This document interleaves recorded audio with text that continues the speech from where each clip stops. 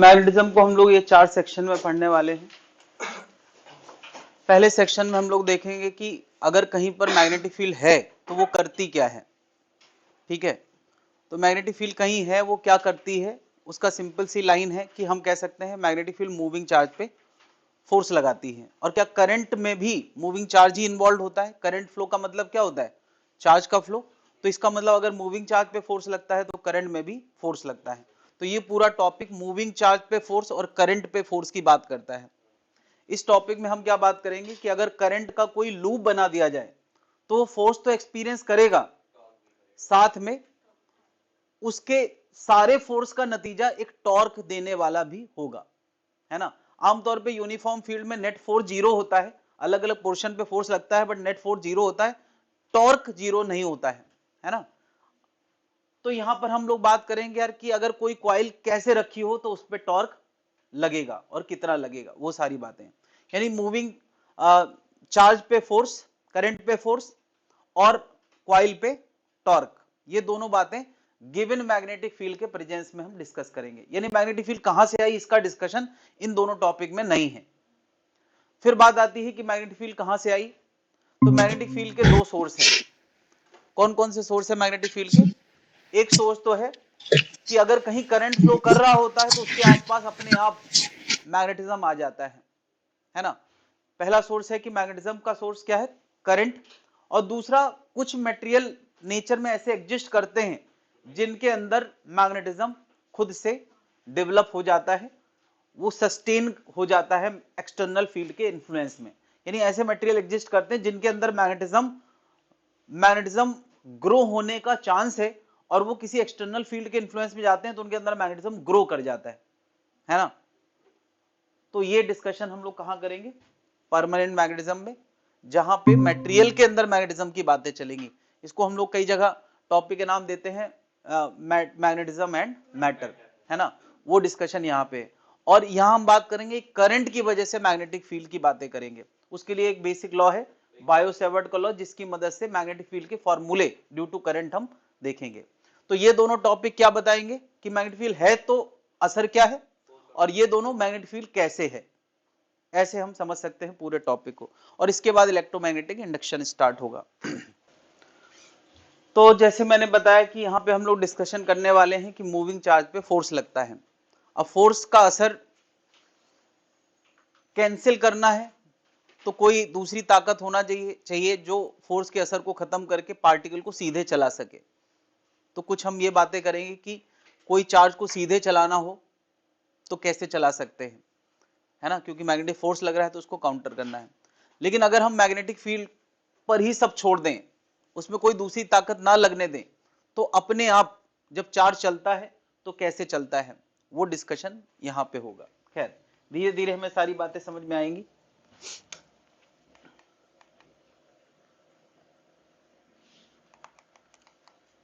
अच्छा, कल गिर के खराब हो गया क्या?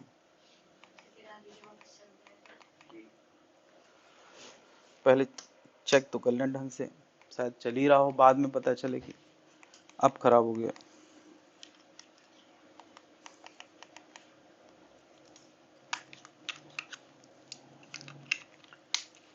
हाँ भाई, तो अगर मैं बोलूं कि मैग्नेटिक फील्ड क्या चीज है, कैसे डिफाइन करेंगे मैग्नेटिक फील्ड को। तो मैग्नेटिक इलेक्ट्रिक फील्ड क्या होता था? एक इन्फ्लुएंस। इलेक्ट्रिक फील्ड एक इन्फ्लुएंस होता था जिसको कौन महसूस करता था? एक चार्ज महसूस करता था। वो चार्ज रुका हो तो भी फोर्स महसूस होता था, चल रहा हो तो भी फोर्स महसूस करता था। लेकिन मैग्नेटिक फील्ड थोड़ा अलग है। अगर मैग्नेटिक फील्ड में कोई चार्ज रखा है तो उसको फोर्स महसूस नहीं होगा। उसको फोर्स महसूस हो सकता है केवल और केवल तब जब चार्ज कैसा होगा? मूविंग। तो मैग्नेटिक फील्ड एक इन्फ्लुएंस है, अगेन जिसको कौन महसूस करता है? मूविंग चार्ज, है ना। दैट में exert force on a moving charge. अगर चार्ज मूविंग होगा तो उस पर फोर्स लगेगा, ऐसे हम उसको डिफाइन कर सकते हैं। वो ऐसा एक इन्फ्लुएंस है ना, क्योंकि हमारे इलेक्ट्रिक फील्ड को हम समझते ही हैं कि उसको रुका हुआ चार्ज भी महसूस कर सकता है और चलता हुआ। इलेक्ट्रिक फील्ड की वजह से जो फोर्स लगता है उसका मोशन से कोई लेना देना नहीं होता था। याद है यार, इलेक्ट्रिक फील्ड से लगने वाला फोर्स क्या होता था, क्यू ही होता था, इलेक्ट्रिक फील्ड और चार्ज के प्रोडक्ट, उसमें मोशन का कोई रोल नहीं होता था। लेकिन मैग्नेटिक फील्ड में मोशन का रोल होता है। तो इसको रिप्रेजेंट करने के लिए, मैग्नेटिक फील्ड को रिप्रेजेंट करने के लिए कुछ यहाँ पे सिग्नल दिए गए हैं, है ना। ऐसे अगर कहीं डॉट बना है, इसका मतलब क्या है, डॉट का मतलब होता है कि इस प्लेन के परपेंडिकुलर बाहर की तरफ मैग्नेटिक फील्ड मौजूद है, आउटसाइड यानी ऐसा प्लेन के बाहर मैग्नेटिक फील्ड मौजूद है, ठीक है। अगर क्रॉस बना है, इसका मतलब क्या होता है कि इस प्लेन को चीरती हुई अंदर की तरफ एक मैग्नेटिक फील्ड एंटर कर रही है, ये पूरे स्पेस से मैग्नेटिक फील्ड अंदर की तरफ जा रही है, ये बाहर की तरफ जा रही है। और अब अगर प्लेन में लाइनें बनी है, इसका मतलब प्लेन के पैरेलल ऊपर की तरफ है। देखो लाइनें ऐसे प्लेन में दिखाई जा रही, इसका मतलब केवल इतने रीजन में मैग्नेटिक फील्ड नहीं है, वो पूरा एक वॉल्यूमेट्रिक रीजन होगा जहां पर मैग्नेटिक फील्ड एग्जिस्ट करती है। मतलब इस प्लेन की ऊपर की तरफ, इसके बगल में, इसके और बगल में, ये पूरा एक वॉल्यूम रीजन है जहां पर मैग्नेटिक फील्ड कहां की तरफ एग्जिस्ट करती है, ऊपर की तरफ। अभी लेफ्ट दिखाना होगा तो ये लाइनें लेफ्ट दिखा देंगे, राइट दिखाना होगा राइट दिखा देंगे। तो अगर ऐसे दिखाया मतलब वो प्लेन के अलोंग है, प्लेन के अलोंग ऊपर हो सकता है, प्लेन के अलोंग नीचे हो सकता है, लेफ्ट हो सकता है, राइट हो सकता है। तो लेफ्ट राइट अप डाउन वो हम लाइनों से दिखा सकते हैं, बाहर और अंदर वो हम लोग डॉट या क्रॉस से दिखाते हैं। यह मैग्नेटिक फील्ड को दिखाने का तरीका है। अगली बात कि मैग्नेटिक फील्ड के सोर्स क्या है, तो मैंने थोड़ा सा अभी बताया कि मैग्नेटिक फील्ड का मेन सोर्स क्या है, करंट कैरिंग सिस्टम या करंट कैरिंग वायर कह सकते हैं। करंट कैरिंग वायर से बना हुआ कोई भी सिस्टम मैग्नेटिक फील्ड प्रोड्यूस कर सकता है, तो ये है। और ये बात हम माइक्रोस्कोपिक लेवल पे भी कह सकते हैं कि इलेक्ट्रॉन का रिवॉल्व करना एटम के चारों तरफ, वो भी एक करंट जैसा माहौल है, वो भी मैग्नेटिक फील्ड दे सकता है। इलेक्ट्रॉन का स्पिन करना, वो भी एक करंट जैसा माहौल है, यानी चार्ज अगर मोशन में है तो वो करंट जैसा ही माहौल है, वो क्या दे सकता है, मैग्नेटिक फील्ड। और मटेरियल लेवल पे जब हम मैग्नेटिज्म की बात करते हैं तो उनके जड़ में क्या होता है, उनके जड़ में भी चार्ज का मोशन होता है। तो हम भले कह रहे हैं कि यार कि अर्थ मैग्नेटिज्म होता है, तो वो अर्थ के में किस वजह से है, माइक्रोस्कोपिक लेवल पे वही चल रहा है, चार्ज का मोशन, है ना। मटेरियल में या किसी बार मैग्नेट में जो हम लोग स्कूल में देखते हैं, उसमें मैग्नेटिज्म कहां है, तो उसकी जड़ में भी जाएंगे तो उसमें भी क्या, चार्ज का मोशन इन्वॉल्व होता है। तो सबके जड़ में क्या है, चार्ज के मोशन की वजह से ही मैग्नेटिक फील्ड आती है और मूविंग चार्ज पे ही असर डालती है। चार्ज के मोशन की वजह से ही मैग्नेटिक फील्ड आती है और मूविंग चार्ज पे ही असर डालती है। क्या ऐसे हम मैग्नेटिक फील्ड को समझ सकते हैं। और ये सब सोर्स ऑफ मैग्नेटिज्म की कैटेगरी में आते हैं कि अर्थ के आसपास मैग्नेटिज्म पाया जाता है ना, ये सोर्स ऑफ मैग्नेटिज्म है, यानी अर्थ एक बहुत बड़ा सोर्स ऑफ मैग्नेटिज्म है। बार मैग्नेट जो हमारे मटेरियल वाला मैग्नेटिज्म होता है उसी को रिप्रेजेंट कर रहा है, हम उसका एक बार बना देते, उसके आसपास मैग्नेटिज्म पाया जाता है। और कोई भी करंट से बना हुआ सिस्टम भी मैग्नेटिज्म दे सकता है। क्या इतनी बात क्लियर है, आगे बढ़ सकते हैं। सब लिखा हुआ है, रिमोट चलने लगा। हर चीज का समाधान डिस्ट्रक्शन नहीं है, कुछ चीजें कंस्ट्रक्टिव तरीके से भी हो सकती है।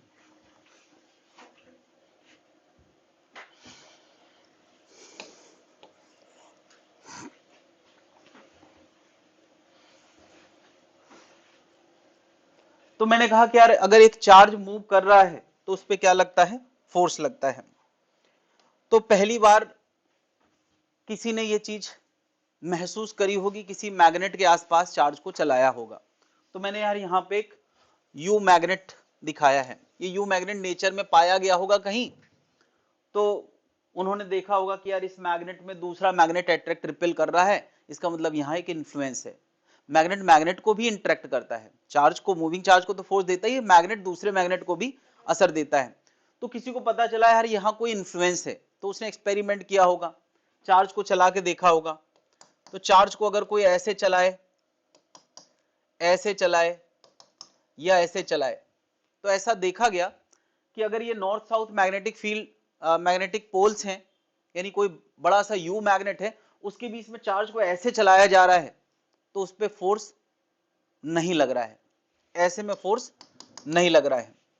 यानी चार्ज को अगर इस नॉर्थ साउथ पोल के अलोंग चलाया जाता था तो फोर्स नहीं लगता था, ऊपर या नीचे, ऐसे में फोर्स नहीं लगता था। लेकिन अगर परपेंडिकुलर टू मैग्नेटिक फील्ड अगर लगाया जाता था, चलाया जाता था, तो उसको फोर्स सबसे ज्यादा लगता था। ऐसा एक्सपेरिमेंटली देखा गया है ना। उसके अलावा अगर हम किसी चार्ज को न 90 पे चला रहे हैं न 0 डिग्री पे चला रहे हैं, तो उस केस में भी फोर्स लगता था, लेकिन थोड़ा कम लगता था, थोड़ा कम लगता था। दूसरी बात, अगर इस चार्ज को प्लेन से बाहर निकालो, अंदर ले जाओ, तो भी फोर्स लगता था, लेकिन डायरेक्शन बदल जाती थी। ये बड़ी समस्या थी। इलेक्ट्रिक फील्ड में जब फोर्स लगता है तो वो यूनिट डायरेक्शन लगता है, इलेक्ट्रिक फील्ड के अलोंग लगता है नहीं। यानी अगर कहीं पर इलेक्ट्रिक फील्ड है और मैं कह दूं यहां क्यू चार्ज रखा है, तो फोर्स कहां लगेगा? राइट लगेगा। चार्ज ऊपर जाए, नीचे जाए, लेफ्ट जाए, उससे कोई मतलब नहीं, फोर्स हमेशा कहां लगता है? अलोंग द फील्ड लगता है। नेगेटिव चार्ज है तो फोर्स कहां लगेगा? Opposite to the field. क्या बताओ, चार्ज को फोर्स इलेक्ट्रिक फील्ड में हमेशा एक ही डायरेक्शन में लगता था, लेकिन मैग्नेटिक फील्ड में देखा गया कि चार्ज पे लगने वाला फोर्स उसके मोशन पे भी डिपेंड करता है, यानी उसकी फिक्स डायरेक्शन नहीं है।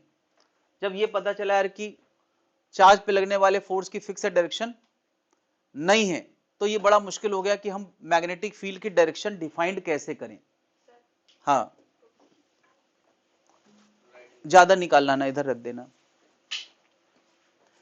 मैं क्या कह रहा हूं कि राइटर्स के पास, साइंटिस्ट के पास ये सवाल आया कि यार हम मैग्नेटिक फील्ड की डायरेक्शन डिफाइन कैसे करें, फोर्स लगने वाली डायरेक्शन एक नहीं है। तो जैसे मैग्नेटिक इलेक्ट्रिक फील्ड में लगने वाला फोर्स, हाँ, इलेक्ट्रिक फील्ड में लगने वाला फोर्स जहां लगता था वहीं इलेक्ट्रिक फील्ड की लाइन को डिफाइन किया गया था। मैग्नेटिक फील्ड पे लगने वाला फोर्स मल्टीपल डायरेक्शन में लग सकता है, तो हम कोई एक डायरेक्शन डिफाइन करें तो कैसे करें? तो राइटर के दिमाग में सबसे इजी आइडिया आया। उन्होंने कहा देखो ऐसा है कि हम मैग्नेटिक फील्ड लाइंस को उसी जगह दिखाएंगे जहां फोर्स नहीं लगता है, क्योंकि नहीं लगने वाली लाइन एक है और लगने वाली लाइनें बाकी सारी हैं।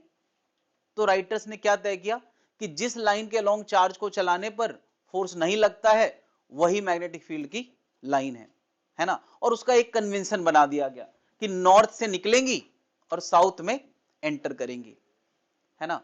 तो नॉर्थ से निकलना, साउथ में समा जाना, सा से सा मैच करता हुआ है, नॉर्थ से निकलना और साउथ में समा जाना, इस तरह से एरो बना दिया गया। ठीक है, मैग्नेटिक फील्ड लाइंस हम लोग ऐसे दिखाते। और अब सिंपल आइडिया क्या है कि हमने मैग्नेटिक फील्ड लाइंस को डिफाइंड ही कैसे किया है कि मैग्नेटिक फील्ड लाइंस वो डायरेक्शन ऑफ लाइन है, वो लाइन है जिसके अलोंग चार्ज को चलाने पे फोर्स नहीं लगता है ना।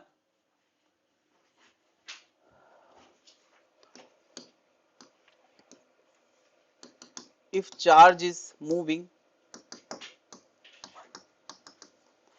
along the magnetic field lines, force क्या होगा? फोर्स क्या होगा?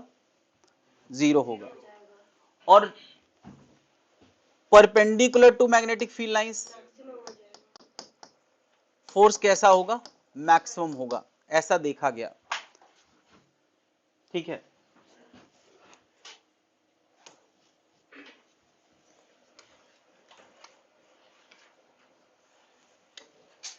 तो क्या अब हम लोग ये बात कर सकते हैं कि फोर्स का फॉर्मूला बनाने की डायरेक्शन में अब साइंटिस्ट सोचने की स्थिति में थे। अगर कोई चार्ज पार्टिकल v वेलोसिटी से चल रहा है इन जनरल, तो v के हम दो कंपोनेंट इमेजिन कर सकते हैं, v साइन थीटा जो कि मैग्नेटिक फील्ड के साथ परपेंडिकुलर है, और दूसरा क्या, v cos थीटा जो मैग्नेटिक फील्ड के साथ कैसा है? पैरेलल है। क्या लगता है फोर्स में किस कंपोनेंट ऑफ वेलोसिटी का रोल है? परपेंडिकुलर का। यानी यार फोर्स किस पे डिपेंड करेगा? वेलोसिटी के परपेंडिकुलर कंपोनेंट पे, या हम सिंपली कह सकते हैं किस पे डिपेंड करेगा? v साइन थीटा पे। एक मिनट, v साइन थीटा पे। दूसरी बात, क्या फोर्स चार्ज पे लगता है? चार्ज ही ना हो तो फोर्स, यानी इसका मतलब फोर्स का लेना देना और किससे होना चाहिए? q से होना चाहिए। अब अगर मैग्नेटिक फील्ड ही ना हो, अरे फोर्स तब लगेगा जब चार्ज कहां चल रहा होगा, मैग्नेटिक फील्ड में। तो इसका मतलब फोर्स का लेना देना और किससे है, मैग्नेटिक फील्ड से। क्योंकि मैग्नेटिक फील्ड नई नई क्वांटिटी थी, तो यहां पे उसको प्रोपोर्शनलिटी कांस्टेंट और नई क्वांटिटी के रूप में, दोनों रूप में यूज कर लिया गया, और फॉर्मूला क्या आ गया, QVB sin थीटा। ये मैग्नेटिक फोर्स का फॉर्मूला है, QVB sin थीटा।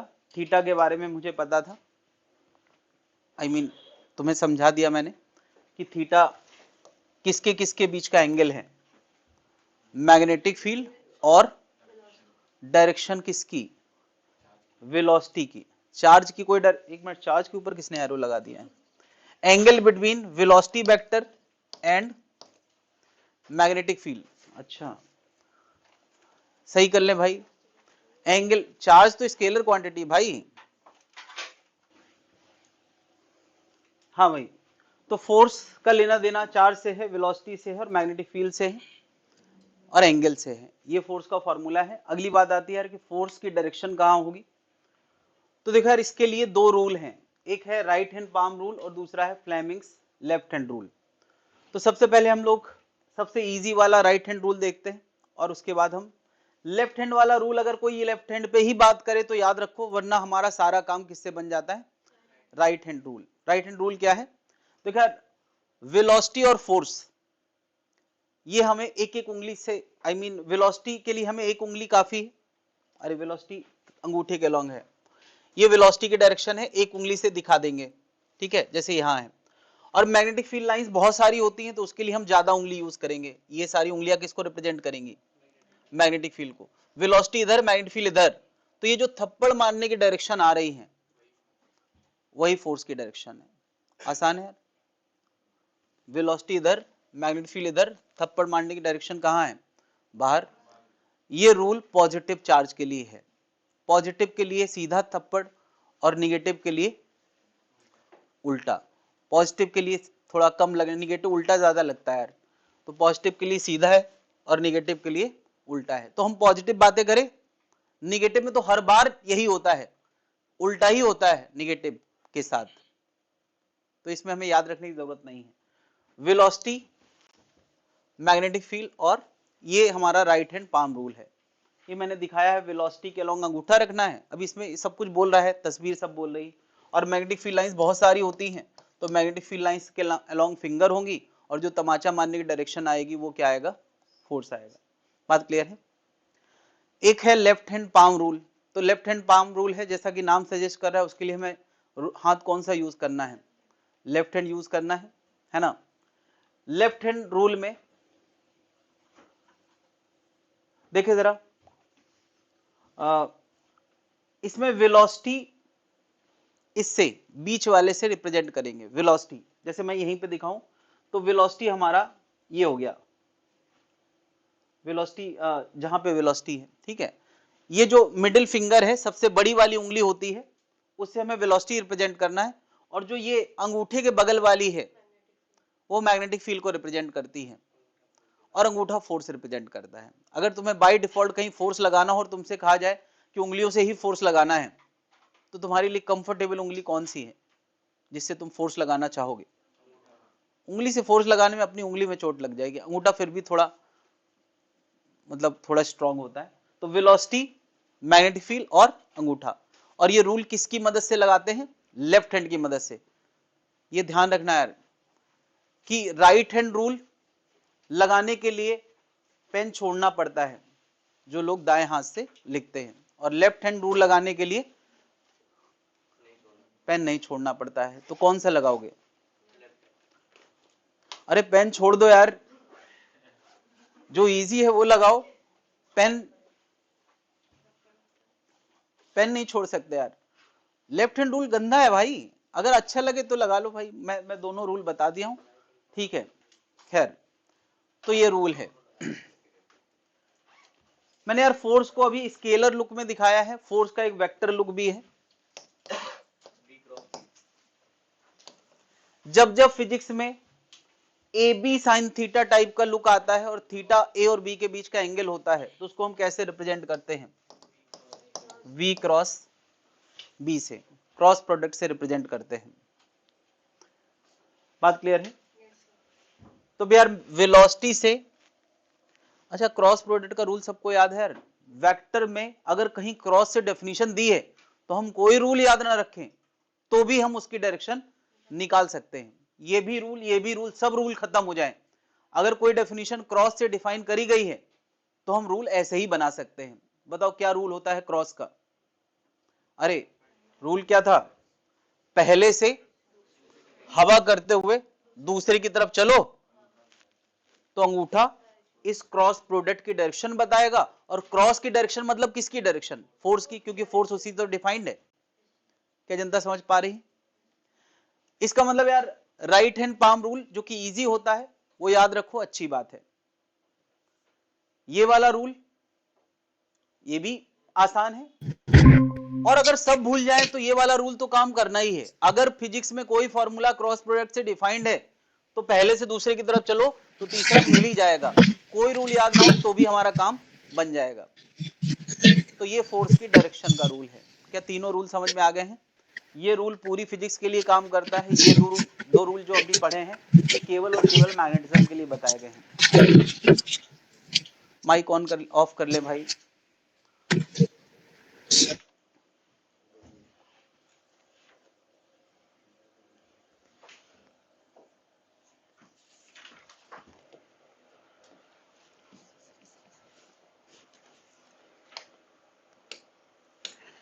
तो यार ये फोर्स का फॉर्मूला किसने दिया था? हाँ, ये नाम है यार, लॉरेंट्ज नाम के साइंटिस्ट ने दिया था। मगर साइंटिस्ट लोग इजी तरीके से कोई काम करते ही नहीं है। इतना देते तो सबको फिर भी समझ में आ जाता। उसने कहा देखो ऐसा है कि हम लोग कुछ पहले से जानते हैं, कुछ नया ऐड हो गया है। अब किसी चार्ज पे लगने वाला जनरल फोर्स दो फील्ड के इन्फ्लुएंस में आएगा, इलेक्ट्रिक और मैग्नेटिक। और आमतौर पे देखा जाता है ज्यादातर सिचुएशंस में दोनों तरह की फील्ड मौजूद रहती हैं। तो उसने अपने फोर्स को एक के इन्फ्लुएंस में नहीं बल्कि दूसरों के इन्फ्लुएंस में दिया। उसने कहा कि किसी चार्ज पे लगने वाला फोर्स ऑन अ चार्ज, देखो यार अगर कहीं पर केवल इलेक्ट्रिक फील्ड हो तो फोर्स ऑन चार्ज क्या होता है? फोर्स ऑन द चार्ज क्या होता है? Q इंटू ई।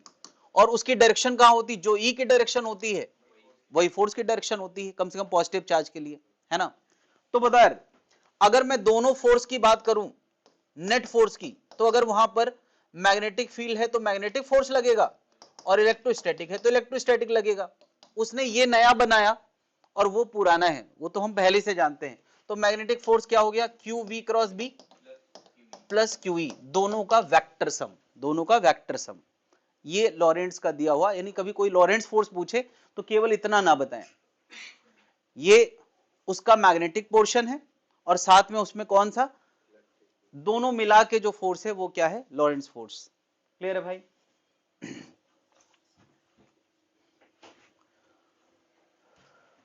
दुखी होने की जरूरत नहीं, इससे पहले कुछ था ही नहीं, इससे पहले कुछ पढ़ा ही नहीं गया है।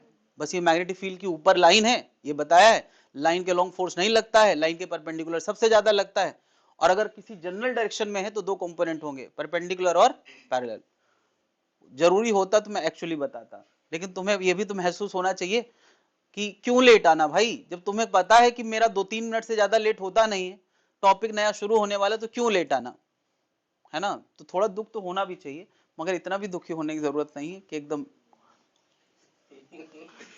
सही कह रहा बायो वाले सर ने आदत बिगाड़ दी है सर। वो क्या लेट पढ़ाते हैं? बच्चे वहां लेट ही जाते हैं सर, वो 11 बजे रोज बोलते हैं 11:15 पे क्लास स्टार्ट होती है। फिर भी सही है यार 11-15 पे। तो 15 मिनट लेट मैंने तो ऐसे भी सुने हैं जो लोग 45-45 मिनट लेट पढ़ाते हैं। हाँ, फिजिक्स वाले सर जाते हैं 30 मिनट लेट। तो उनकी आदत का क्या, वो लोग तो एग्जाम में भी 5 मिनट लेट ही पहुंचेंगे।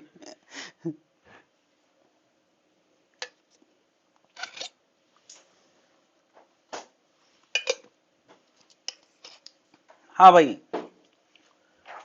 बात क्लियर है भाई? तो अभी यार हमें मेनली किसकी बात करना है?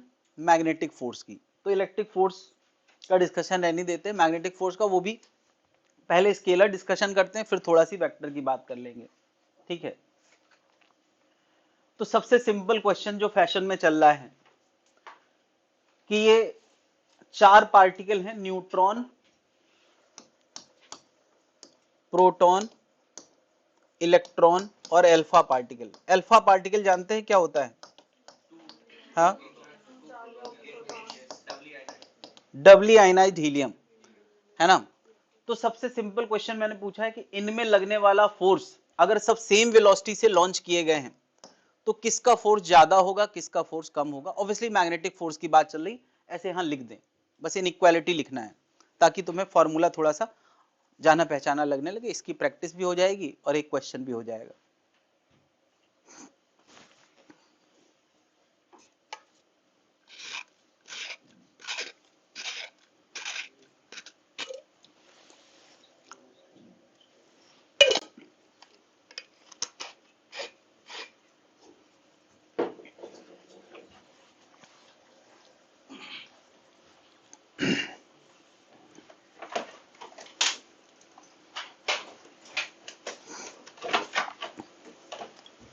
हो गया भाई?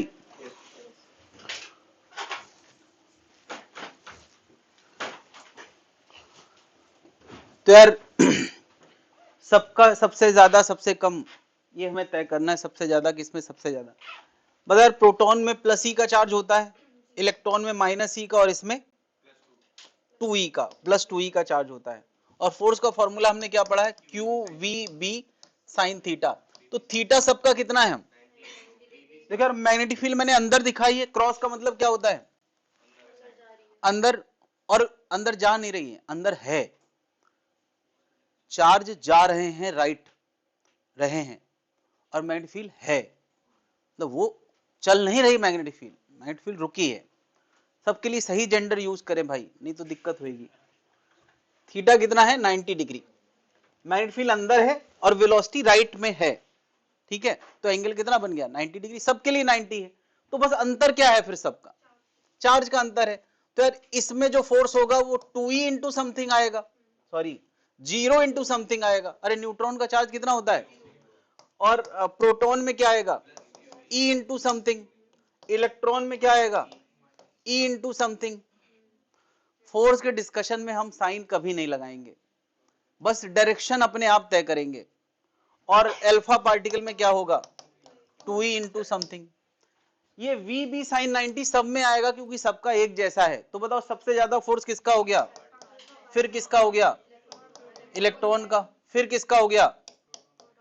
क्या दोनों का इक्वल नहीं है? और सबसे कम किसका हो गया? कितने लोगों ने लिख लिया यार? कोई दिक्कत है? नव्या नहीं लिख पाया? यही है? यस सर, हो गया। ठीक, बताते जाए।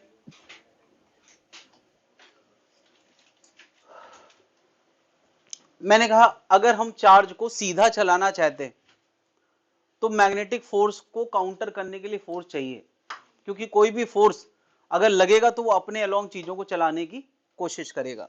जैसे मैंने कहा यार, एक क्यू का चार्ज केवल मैग्नेटिक फील्ड के प्रेजेंस में है, बी के मैग्नेटिक फील्ड है, केवल मैग्नेटिक फील्ड है, ग्रेविटी एफटी अभी इग्नोर करना है, ठीक है। तो बता, अगर ये किसी v वेलोसिटी से जा रहा है और स्ट्रेट लाइन में जा रहा है, स्ट्रेट लाइन में, ठीक है, तो इसमें मैग्नेटिक फोर्स होगा कि नहीं? अरे मैग्नेटिक फील्ड में है, चार्ज है और जा रहा है, मैग्नेटिक फोर्स होगा कि नहीं? किस डायरेक्शन में होगा? यार वेलोसिटी इधर है, मैग्नेटिक फील्ड अंदर है, फोर्स ऊपर लगेगा।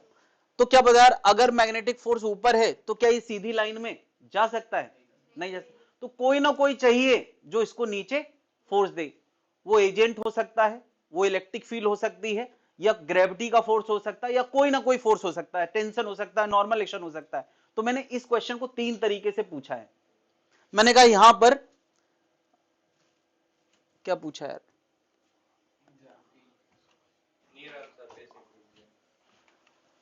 Find force of agent required. Force लिखा है नहीं है ये? हाँ, force of agent required to move it in straight line, in straight line. सीधी लाइन में चलाने के लिए क्या एजेंट फोर्स की जरूरत पड़ेगी? फोर्स कहां लगना चाहिए और कितना लगना चाहिए ये बताना है। हाँ, मुझे बताओ, मैग्नेटिक फोर्स कहां लग रहा है? ऊपर। तो एजेंट का फोर्स कहां लगना चाहिए? इक्वल लगना चाहिए। कोई भी चीज अगर जीरो फोर्स के इन्फ्लुएंस में होगी तो अपना सीधी लाइन मेंटेन रखेगी, यानी एजेंट का फोर्स कहां होना चाहिए? नीचे होना चाहिए। तो बस हो गया क्वेश्चन। एजेंट का फोर्स किसके बराबर होगा? एफ एजेंट किसके बराबर होगा? एफ मैग्नेटिक के। और एफ मैग्नेटिक क्या होता है वो हमें पता है, Q we B sine theta कितना है? डायग्राम में दिख रहा है 90 डिग्री। तो यही इसका आंसर, साइन 91 होता है, ये इसका आंसर हो जाएगा। क्या यहां पर ओके अगर मैं कहूं इलेक्ट्रिक फील्ड इंटेंसिटी रिक्वायर्ड, इसी में मैं इसको ए पार्ट ये था, बी पार्ट ये है। इलेक्ट्रिक फील्ड इंटेंसिटी रिक्वायर्ड पूछता, electric field intensity required to move it in straight line पूछता, तो डिस्कशन में क्या अंतर पड़ जाता?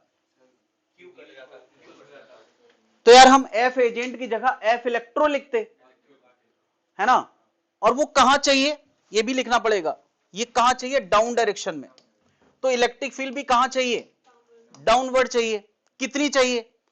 तो यार देखो, अगर ये एजेंट की जगह क्यू ई लगता नीचे, उसको हम किसके बराबर लिख देते? क्यू वी बी साइन 90 के। क्यू से क्यू कट जाता तो इलेक्ट्रिक फील्ड का आंसर आ जाता। तो एजेंट उसको सीधा चला सकता है अपोजिट फोर्स देके, इलेक्ट्रिक फील्ड उसको सीधा चला सकती है अपोजिट फोर्स देके। एक और क्वेश्चन पूछा है कि अब ये ग्रेविटी के इन्फ्लुएंस में है और देखा गया कि चार्ज सीधा चल रहा है, ग्रेविटी के इन्फ्लुएंस में है और चार्ज सीधा चल रहा है। तो पूछा यार इसके अंदर m मास है, तो कोई एक अननोन पूछा जाएगा। चलो मास ऑफ पार्टिकल पूछा है, मास ऑफ पार्टिकल m बताना है, कितना होगा, कितना होगा ये हमें बताना है।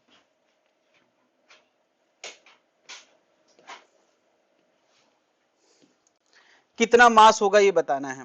बता यार डिस्कशन में क्या अंतर पड़ा?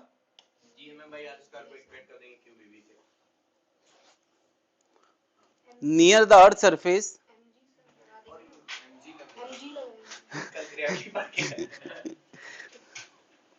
हाँ GM/r² ही लगता है, लेकिन m की जगह m ही, r की जगह r का स्क्वायर और उसको g कहते हैं। बिल्कुल वही है। थोड़ा ज्यादा जनरल तरीके से बता दिया तुमने, ब्रॉडर सेंस में बता दिया, गलत नहीं है वो, टेक्निकली वो सही है। तो बता इसमें ऊपर क्या लग रहा है? क्यू वी बी साइन 90, ये हो गया मैग्नेटिक फोर्स, और नीचे क्या लगेगा? Q E. तो एफ इलेक्ट्रो एफ मैग्नेटिक और एफ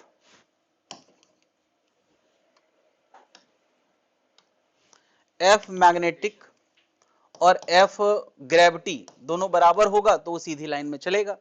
तो एफ मैग्नेटिक हो गया क्यू वी बी साइन 90 और ये कितना हो गया? M G. तो एम का आंसर कितना आ गया? Q we B by G. Clear है भाई? साइन 91 हो गया। कितना लिख लिया यार? अरे वही क्वेश्चन मैं तरह तरह से पूछ रहा हूं और कुछ नहीं, ताकि तुम्हें क्लैरिटी आ जाए कि हम कोई फोर्स देंगे तो उसको सीधी लाइन में चला सकते हैं। एक और तरीके से क्वेश्चन पेश किया, थोड़ा इनोवेटिव तरीका है। ये एक स्मूथ रॉड है और उसमें एक रिंग पुरोई गई है ना? स्मूथ रॉड में रिंग पुरोई है और रिंग में एक धागा लगाया है। जब ये चार्ज चलेगा तो क्या साथ में रिंग भी खिसकेगी? तो क्वेश्चन पूछा है धागे का टेंशन बताओ ताकि ये सीधी लाइन में चले।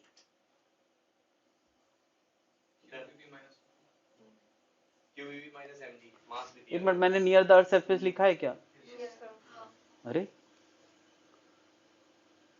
ओके, बिल्कुल सही। बता इसमें कौन कौन सा फोर्स लग रहा है? क्यू वी बी लग रहा है, नीचे एम जी लग रहा है और टी लग रहा है। That's it. एम जी और टी किसके बराबर होगा? क्यू वी बी के। तो टी का आंसर कितना हो गया?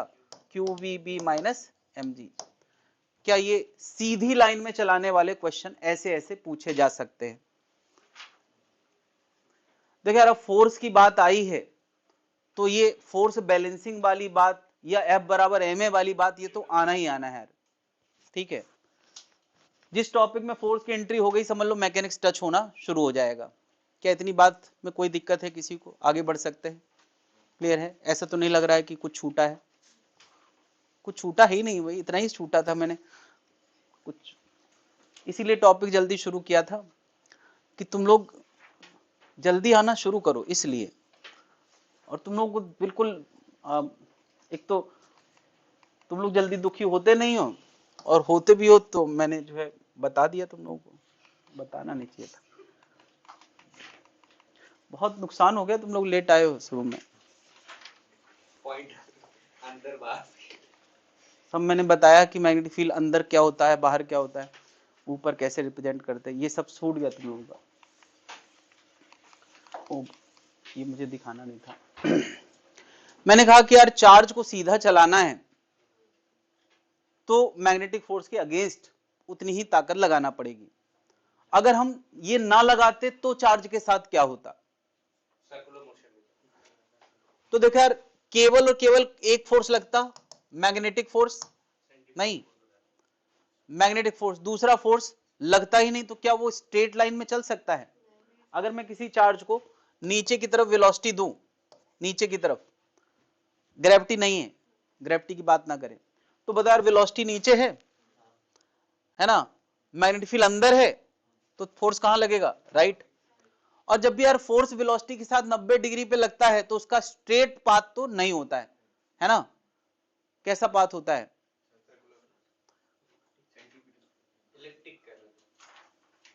इलिप्टिकल भी तो हो ही सकता है। एग्जाम्पल सामने है, बताओ, एक m मास को v की वेलोसिटी दे दिया जाए और वो mg के इन्फ्लुएंस में हो, तो ये कैसे रास्ते में चलता है?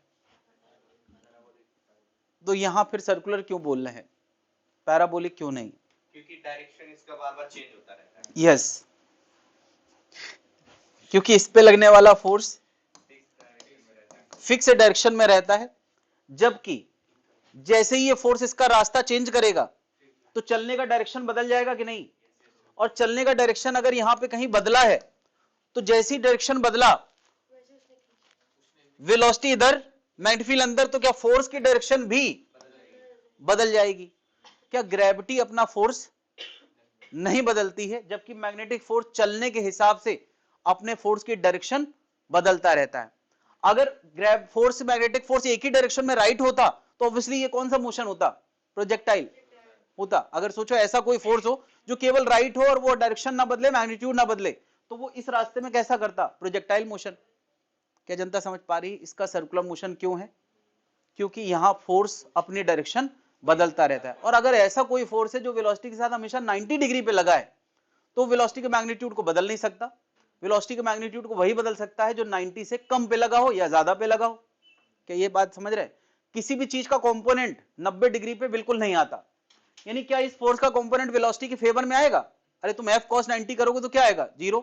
क्या f cos 90 इस तरफ कर दो तो भी जीरो आएगा। मतलब इस फोर्स का असर ना वेलोसिटी के फेवर में है ना वेलोसिटी के अगेंस्ट में है, तो इसका मतलब वो वेलोसिटी नहीं बदलेगा, लेकिन फिर क्या बदलेगा? वो डायरेक्शन बदलेगा। तो ये काम तो सर्कुलर मोशन में होता था। जैसे धागा किसी पार्टिकल में सेंटर की तरफ खींच के रखता था तो वेलोसिटी का मैग्नीट्यूड नहीं बदलता था, लेकिन डायरेक्शन बदलता था। तो इसका मतलब ये जो फोर्स है वो केवल डायरेक्शन बदलेगा और ये मोशन यूनिफॉर्म सर्कुलर मोशन होने वाला है। क्या जनता समझ पा रही है? ये फोर्स वेलोसिटी के मैग्नीट्यूड को बदल नहीं रहा। अगर कभी कोई पूछे work by force F magnetic क्या होगा, तो यार एफ वी कॉस 90। देखो यार, मैग्नेटिक फोर्स क्या एफ एस, क्या उसके किसी भी डिस्टेंस के साथ, किसी भी छोटे डिस्टेंस के साथ कितना एंगल लगता है? 90 डिग्री। और जब 90 डिग्री तो वर्क डन क्या होगा? अगर कोई पूछे यार पावर डिलीवर्ड, पावर डिलीवर्ड क्या होता है? Power delivered F V cos 90, तो ये भी क्या आ जाएगा? जीरो। यानी यार ये मैग्नेटिक फोर्स ना तो वर्क करता है ना तो पावर डिलीवर करता है। तो अगर ऐसा वर्क नहीं कर रहा है तो change in kinetic energy, change in kinetic energy क्या होगा? जीरो होगा। यार ये सब एक ही बातें हैं, कुल मिला के यूनिफॉर्म सर्कुलर मोशन होगा, है ना? This implies there will be uniform circular motion, circular motion.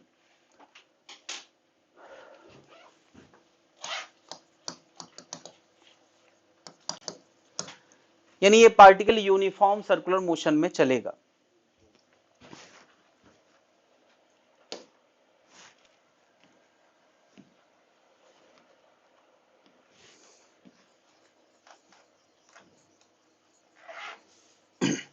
ये मैग्नेटिक फील्ड के लिए जनरल रूल है कि मैग्नेटिक फोर्स जो है, मैग्नेटिक फोर्स किसी भी चार्ज पर कोई वर्कडन नहीं करता है। वो डायरेक्शन तो चेंज कर सकता है मगर मैग्नीट्यूड ऑफ वेलोसिटी में कोई अंतर, और जब तक स्पीड में अंतर नहीं लाएगा तो काइनेटिक एनर्जी में अंतर नहीं आएगा, तो वर्कडन हमेशा क्या होगा, जीरो होगा। पावर डिलीवर्ड हमेशा क्या होगा, जीरो होगा। यूनिफॉर्म सर्कुलर मोशन, तो यार हम लोग सर्कुलर मोशन में आ गए, अब फोर्स से चले थे सर्कुलर मोशन में आ गए। तो circular motion, uniform circular motion में हम लोगों ने क्या बात करी थी कि सेंटर पे कोई ना कोई चाहिए तभी वो बॉडी सर्कुलर मोशन कर सकती है। क्यों चाहिए, डायरेक्शन चेंज करने के लिए चाहिए। क्यों, दूसरी बात मैंने एक चीज और रियलाइज कराई थी कि सेंटर की तरफ एक एक्सेलेरेशन हमेशा होता है जिसको कंपोनेंट से रियलाइज किया जा सकता है ना। और वो मैंने रियलाइज भी कराया था कि वो हमेशा सेंटर की तरफ एक एक्सेलेरेशन, सेंटर की तरफ एक्सेलेरेशन है तो सेंटर की तरफ एक फोर्स रिक्वायर्ड होता है। वो रिक्वायरमेंट कोई भी पूरी करे, चाहे टेंशन करे, चाहे नॉर्मलेशन करे, चाहे फ्रिक्शन करे, चाहे ग्रेविटी करे। क्या बताओ, ग्रेविटेशन वाले टॉपिक में सेंटर की तरफ जो फोर्स लग रहा था वो Gm1m2/r², वो ग्रेविटी ने पूरा किया था। यहां एक रिक्वायरमेंट कौन पूरी कर रहा है, मैग्नेटिक फोर्स। तो क्या मैं कह सकता हूं अलोंग द रेडियल लाइन हम एक FBD बना सकते हैं। क्या बना सकते हैं, along the radial line, radial line के लॉन्ग लिख सकते हैं F नेट बराबर ma, नहीं, और A क्या है, A सेंटीपिटल, F कितना है, QVB sin 90, और A सेंटीपिटल कितना होता है हम सर्कुलर मोशन के जाने से जानते हैं, कितना होता है V²/r। तो पहली लाइन तो यही बन गई है ना। अब कोई तुमसे पूछे कि यहां सेंटीपिटल फोर्स कितना लगता है, तो तुम उसका आंसर क्या दे सकते हो, QVB दे सकते हो या mv², दोनों ही सेंटीपिटल फोर्स है। मगर डेटा के आधार पे आंसर टिक करोगे। मान लिया स्पीड में कोई आंसर है ही नहीं तो क्या दोगे, QVB। और अगर आंसर इसमें हो तो ये तो बहुत जमाने से जानते हैं, mv²/r इज द रिक्वायरमेंट, वो कौन पूरी कर रहा है, QVB। नहीं, कोई पूछे यार सेंटीपिटल एक्सेलेरेशन कितना होगा, तो तुम क्या लिख सकते हो, सेंटीपिटल एक्सेलेरेशन क्या होगा।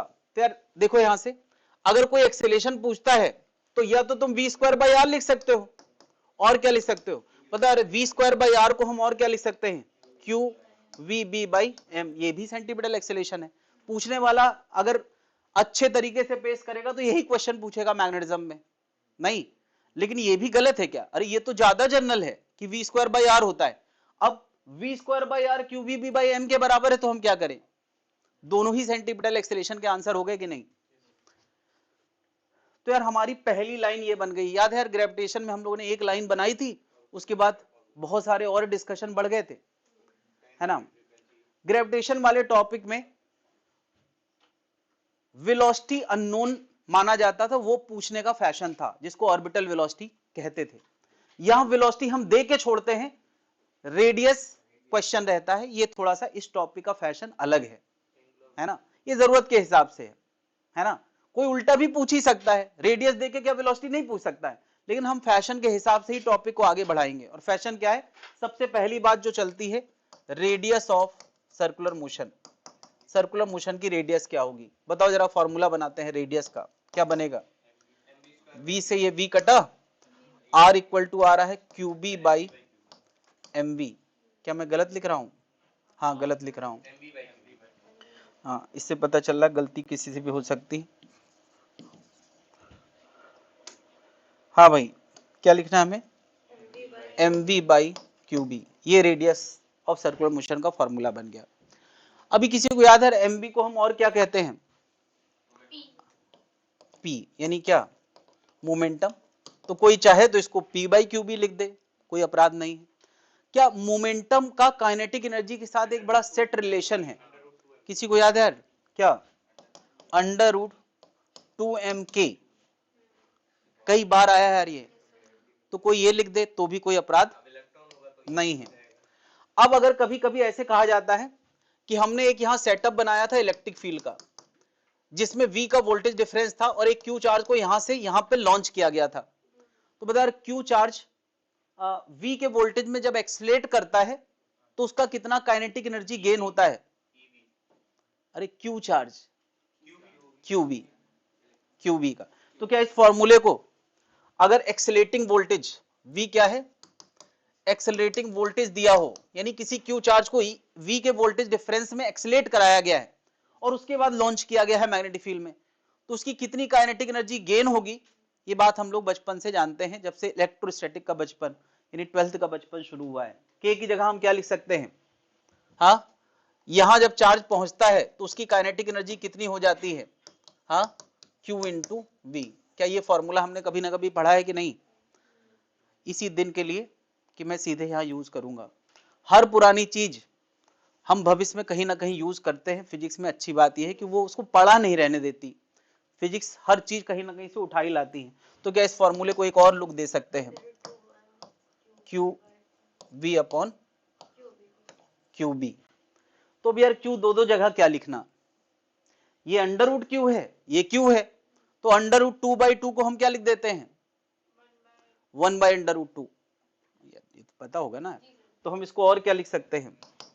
√2mv अपॉन √QB, ऐसे भी लिख सकते हैं। दो जगह क्यू क्या लिखना। क्या जनता समझ गई है रेडियस के मल्टीपल फॉर्मूले? और क्या बातें करते थे हम ग्रेविटी वाले टॉपिक में, मॉडर्न वाले टॉपिक में? हाँ, angular frequency, angular velocity, time period, याद आ रहा है? तो यहां भी सब बना ही सकते हैं। बताओ। अच्छा, यहां पे यार टाइम पीरियड लिखने का फैशन है, बट हम लोग सबसे पहले एंगुलर वेलोसिटी लिख देते हैं, क्योंकि एंगुलर वेलोसिटी ओमेगा v की मदद से लिखना सबसे आसान होता है। ओमेगा, बता ओमेगा और v कैसे रिलेटेड होता है? v equal to R omega. तो ओमेगा इक्वल टू क्या हो गया? v by R. मैंने यहाँ पे यार आर को अननोन के तौर पे यूज किया है, यानी v मैं फॉर्मूले में रखना चाहता हूं। चलो आर में उठा के यहां से कॉपी पेस्ट कर दूं, v upon m B by q B. ये डिवाइड वाली चीज ऊपर चली, v से b कट गया, ओमेगा कितना आ गया? Q B by M. Omega आ गया है, तो क्या बताओ टाइम पीरियड का फॉर्मूला जनता बना सकती है ना? बना सकती है। फ्रीक्वेंसी का फॉर्मूला जनता बना सकती है? बनाओ। ये सब बातें अब अगेन हमें रिकवर करना आना चाहिए।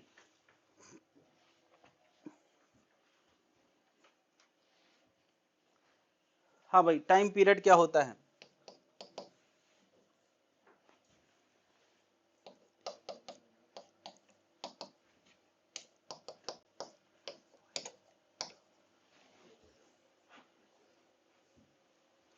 ये बड़ा फेमस है यार, इस टॉपिक में ओमेगा से ज्यादा भाव किसको मिलता है? टाइम पीरियड को। ये ज्यादा फेमस है यार, टाइम पीरियड को मैं डब्बा दे देता हूं, बल्कि मैं कहूंगा टाइम पीरियड याद रखो, ओमेगा चाहिए हो तो क्या ओमेगा बराबर 2 पाई बाई टाइम पीरियड होता है कि नहीं? तो यहां रखोगे तो ओमेगा अपने आप याद आ जाएगा। ओमेगा का ये सीक्वेंस से बेटर ये सीक्वेंस है, क्योंकि ये फैशन में चल रहा है। जो फैशन में चल रहा है वो हमें याद रखना चाहिए, ठीक है? फ्रीक्वेंसी 1 अपॉन टाइम पीरियड, तो टाइम पीरियड उठा के यहां रख दो तो फ्रीक्वेंसी का आंसर आ जाएगा। ये सब यार हमें बनाना आना चाहिए या रटने बैठना चाहिए? हाँ, तो बना के ही लिखें, ज्यादा अच्छा है। बस एक फॉर्मूला हमने बेसिक से लाया है, और वो बेसिक बड़ा जनरल है यार, फिजिक्स में कितने बार रिपीट हो चुका है कि F बराबर एम ए और ए की जगह वी स्क्वायर बाई आर।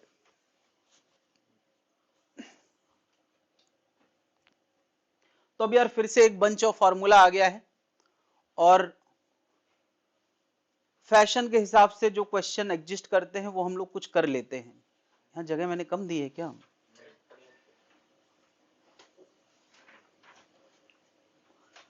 तो फैशन के हिसाब से इन फॉर्मूले में बड़े सिंपल क्वेश्चन पूछे जाते हैं, एकदम ही सिंपल। रेडियस के कंपैरिजन, टाइम पीरियड के कंपैरिजन, फ्रीक्वेंसी के, ये इनमें से किसी का भी कंपैरिजन पूछा जा सकता है। तो मैं सबका नहीं पूछ रहा हूं, एक का पूछ लेता हूं। ये पूछा तो किसी का भी जा सकता, नहीं पूछा जा सकता। तो हम कोई एक चीज का पूछ लेते हैं, रेडियस का। एक मिनट, रेडियस को भी तो डब्बे में बंद करें, सबसे इंपॉर्टेंट तो यही है।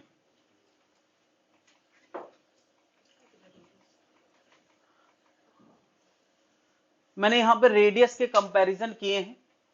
अगर सबको सेम वेलोसिटी दे दी है तो, सेम काइनेटिक एनर्जी दी है तो, सेम एक्सेलरेटिंग वोल्टेज दिया है तो तुम्हें अपने आप से फॉर्मूला लगाना है, वैल्यू इमेजिन करना है, रखना है और कंपेयर करना है कौन ज्यादा कौन कम। ठीक है, क्या कंपेयर करना है? रेडियस कंपेयर करना है। फॉर्मूला रेडियस का ये लिखा है, किसी को अगर चाहिए हो तो मैं सारे फॉर्मूले यहां लिख देता हूं। टू के एम को हम क्यू वी लिख देते थे। अच्छा, क्यू अंदर आ गया था अंडरवुड में।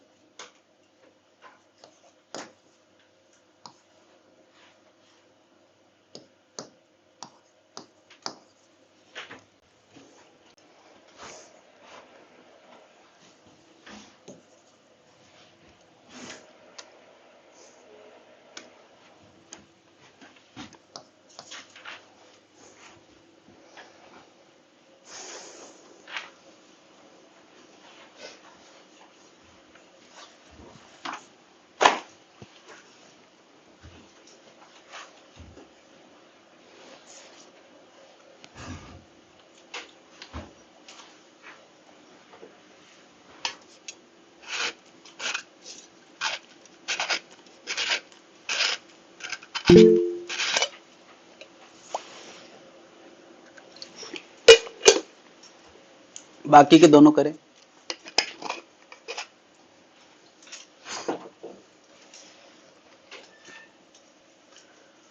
तो सेम वेलोसिटी है, सेम मैग्नेटिक फील्ड है, रेडियस कंपेयर करना है, कंपेयर रेडियस। तो बता, रेडियस ऑफ न्यूट्रॉन क्या होगा? हाँ, न्यूट्रॉन का चार्ज 0 होता है तो ये कितना आएगा? इनफाइनाइट। रेडियस ऑफ प्रोटॉन हम क्या लिखेंगे? m proton v upon e into B. Radius of electron क्या लिखेंगे? m electron v upon e B. और रेडियस ऑफ अल्फा क्या लिखेंगे? 4 mass of proton v upon 2 e B. नहीं तो बता, कौन सी रेडियस सबसे ज्यादा आई है? इनफाइनाइट है, सबसे ज्यादा न्यूट्रॉन आई है। फिर देखो यार, 2 से कटेंगे तो 2 एमपीवी आएगा, तो इसके बाद आर अल्फा आया है। क्या प्रोटॉन इलेक्ट्रॉन का मास सेम होता है क्या? तो किसका ज्यादा होता है? तो कौन ज्यादा? रेडियस प्रोटॉन का ज्यादा, इलेक्ट्रॉन का कम। कितने लोगों ने लिख लिया है? कोई दिक्कत है? सावधानी हटी, दुर्घटना घटी। इक्वल लग गया होगा, क्योंकि हम ये भूल जाते हैं कि मास इलेक्ट्रॉन प्रोटॉन के चार्ज सेम होते हैं मैग्नीट्यूड वाइज, मगर मास थोड़ी सेम होते हैं। हजारों गुने का अंतर होता है दोनों के मास में। चलो यार, अगर काइनेटिक एनर्जी सेम दिया होता तब फॉर्मूले को कैसे यूज करते? के सेम है इस बार, तो यार जो चीज सेम है उस पर ध्यान ही मत दो, जो अलग है उसी पे ध्यान दो। रेडियस का फॉर्मूला हमने पढ़ा √2m k अपॉन क्यूबी। तो तुम्हें यार इस पे ध्यान नहीं देना है, बी पे ध्यान नहीं देना है, क्योंकि मैग्नेटिक फील्ड तो सबके लिए एक जैसी है। हमें एम पे ध्यान देना है और क्यू पे।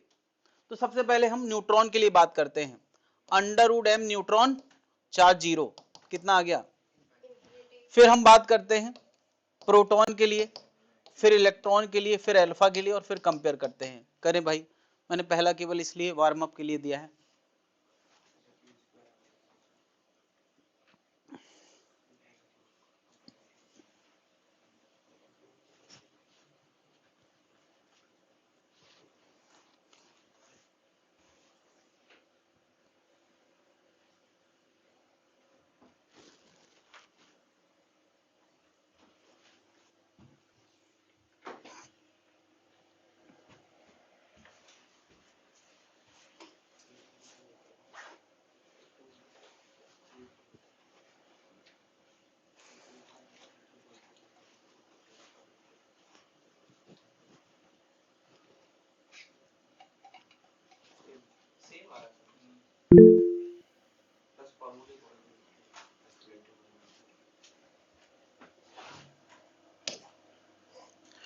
2m proton under root m proton आएगा अपॉन ई बी आएगा।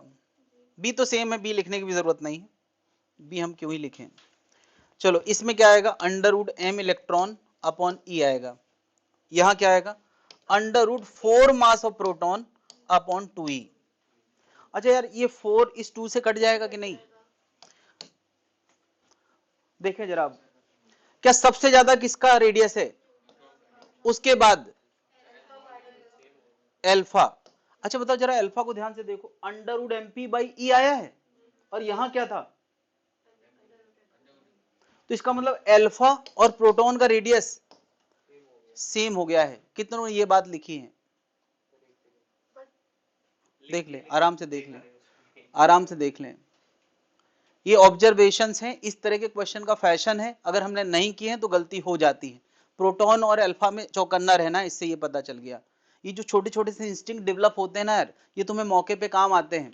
अगर हमने नहीं किया है, ऐसा नहीं है कि इसकी तुम स्किल जानते नहीं हो कि कैसे किया जाता है, लेकिन अगर हमारे दिमाग में इंस्टिंक्ट नहीं है तो गलती की संभावना ज्यादा है। हर वो न्यूमेरिकल जो हमने एक बार पहले किया है वो एक्यूरेट होता है, पहले कभी नहीं किया है तो वो एग्जाम में गलत ही होता है, तुम चाहे जितने बार आजमा लो। उस तरह का न्यूमेरिकल हमने लाइफ में किया है तो हमारी एक्यूरेसी उस स्पीड में भी मेंटेन रहेगी, कभी नहीं किया है तो गलत ही होना है।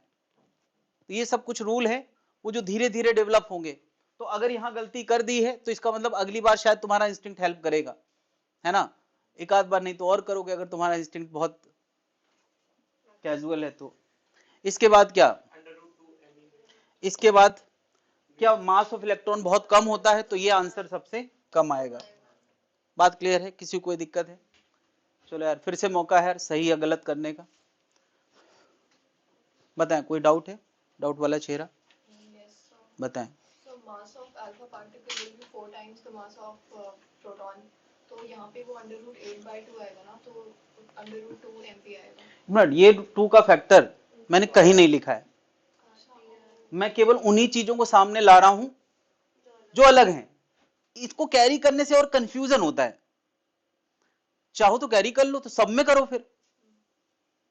बात क्लियर है, मैंने ये 2 कहीं नहीं छुआ, देखो यहां भी नहीं छुआ, यहां भी नहीं छुआ, किसी में नहीं छुआ, मैं उन्हीं चीजों को ला रहा हूं जो अलग हैं। क्लियर है भाई, और ऐसे ही तुम्हें करना चाहिए। क्यों हम उन चीजों को ढोएं जो सब में सेम लिखना है, ऊपर से वो हमें कंफ्यूज अलग कर रहे हैं, तो वही पैरामीटर यहां इन्वॉल्व कराए जो अलग हैं। ये करने के तरीके ही बता रहा हूं मैं, तुम कुछ ना कुछ करके तो करते ही होगे, सही गलत जो भी चाहता हो, लेकिन ऐसे करोगे तो ये बेस्ट है। आगे बढ़ें।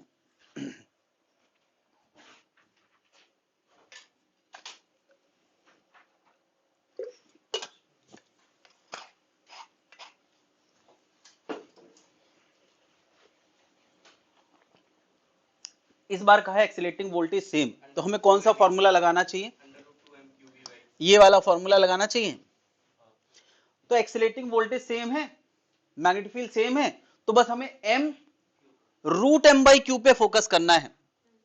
तो बता, न्यूट्रॉन के लिए हमें क्या करना है, रूट m न्यूट्रॉन। अच्छा m न्यूट्रॉन m प्रोटॉन के बराबर ही होता है, सब प्रोटॉन से ही कंपेयर करो, और चार्ज कितना 0, तो ये कितना फिर से आ गया, r of proton under root M P by under root E, r of electron under root M E by under root E, same ही है। और बाकी मैं कुछ लिख नहीं रहा हूं भाई, है बहुत कुछ, लेकिन वो सेम है तो क्यों कैरी करें उसको। और r of alpha under root 4 m P by under root में ही 2e है, तो ये आएगा root 2 m P by e. तो सबसे ज्यादा किसका आ गया, उसके बाद उसके बाद उसके बाद देख ले यार, रिजल्ट चेंज हो रहे हैं भाई अलग अलग सिचुएशन में, है ना। अब तुमने रेडियस के लिए जो बातें करी है, क्या कोई ओमेगा के लिए, टाइम पीरियड के लिए नहीं पूछ सकता है, फ्रीक्वेंसी के लिए फैशन नहीं है तो मैं नहीं पूछ रहा हूं, लेकिन तुम्हें सब कुछ समझ में आना चाहिए।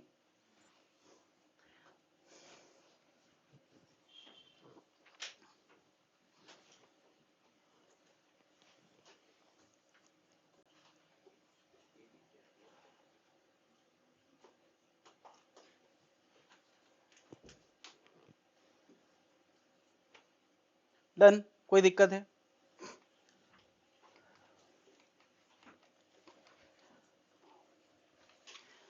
मैग्नेटिक फोर्स का एक एप्लीकेशन है कि हम इसको चार्ज सेपरेटर के तौर पे यूज करते हैं।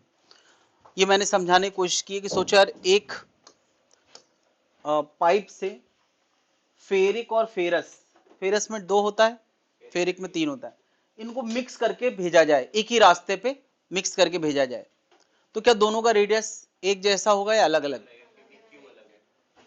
Radius of ferric, mass mv upon, जो भी यार हो सकता है सेम काइनेटिक एनर्जी से छोड़ा हो, वो प्रैक्टिकली फीजिबल होता है। तो हम यहां लगाएंगे under root 2m k upon e। एक में 2e भी आएगा और एक में 3 भी आएगा, ठीक है। तो यार radius of fe double plus 3 plus वाला ये है और डबल प्लस वाला ये है, किसका रेडियस ज्यादा है? इस वाले का। तो इसका मतलब जब ये वाला चलेगा तो बड़े सर्कुलर आर्क में चलेगा, ये चलेगा तो छोटे सर्कुलर आर्क में चलेगा। नहीं, फायदा कि ये भले मिक्स आए थे, मिक्स होके आए थे, लेकिन क्या एक ही पॉइंट पे दोनों एब्जॉर्ब नहीं होंगे? सामने अगर कोई स्क्रीन है जहां इनको एब्जॉर्ब करना है, तो फेरिक यहां एब्जॉर्ब होगा, फेरस अलग अलग जगह पे एब्जॉर्ब होगा। तो क्या हम चार्ज को अलग अलग कर सकते हैं इस टेक्निक को यूज करके? दोनों को एक्सीलेट करें और एक्सीलेट करा के लॉन्च कर दें, तो फेरिक अलग जमा होगा और फेरस अलग जमा होगा। ये इसका एक एप्लीकेशन है, ठीक है। अब क्वेश्चन में लैंग्वेज बना सकते हैं जिसमें ये सब चार्ज सेपरेटर वर्ड यूज हो, तो तुम्हें पता होना चाहिए। ज्यादा रेडियस कंपैरिजन कर सकते हैं, तो रेडियस कंपैरिजन नहीं कर पाओगे। इन दोनों का मास सेम ही होता है, जो भी होता है 56 होता है का, मास सेम है 56 AMU मॉलिक्यूल का है भाई, मास सेम है, तो जिसका चार्ज कम होगा उसका रास्ता बड़ा होगा, तो वो कम कर्व नजर आएगा, ये ज्यादा कर्व नजर आएगा, रेडियस कम है इसलिए कर्व ज्यादा नजर आएगा। बात क्लियर है भाई लोग? ओके, ये एक क्वेश्चन है, थोड़ा फैशन में चल रहा है तो मैंने इसको बेसिकली टच किया है, ये दिया है मैंने। हाँ, एक चार्ज को ऐसी जगह पे एंटर कराया जाता है जहां मैग्नेटिक फील्ड है और इससे पहले नहीं है, यहां है यहां नहीं है, ये मैग्नेटिक फील्ड इनसाइड है। तो बताओ, जब तक मैग्नेटिक फील्ड नहीं है तब तक उसका कोई असर भी नहीं होगा, चार्ज सीधी लाइन में चल रहा था, सीधा चलेगा। लेकिन जैसे वो मैग्नेटिक फील्ड में आएगा तो वो अपना काम मैग्नेटिक फील्ड शुरू कर देगी, वो जिस भी इंफ्लुएंस में, जिस हालात में आया है वहीं से मुड़ना चालू हो जाएगा, मुड़ना चालू हो जाएगा, यहां से मुड़ना स्टार्ट हो गया, और ये अब सर्कुलर मोशन करते करते यहां आएगा, क्योंकि यार ये स्ट्रेट आया था, वहां से सर्कुलर मोशन करेगा, फिर बाद में ऐसे स्ट्रेट निकल जाएगा। तो अगर कोई चीज जब धीरे धीरे सर्किल में कन्वर्ट होती है, धीरे धीरे यहां से उसकी शुरुआत हुई है, तो ये सर्किल कैसा बनना चाहिए? हाफ सर्किल बनना चाहिए, सेमी सर्किल बनना चाहिए। लॉजिक क्या है? लॉजिक है कि एक परपेंडिकुलर इधर डालो और एक परपेंडिकुलर कहीं भी डाल दो, उसका जो कटिंग पॉइंट आएगा वो इसी लाइन में आएगा कि नहीं?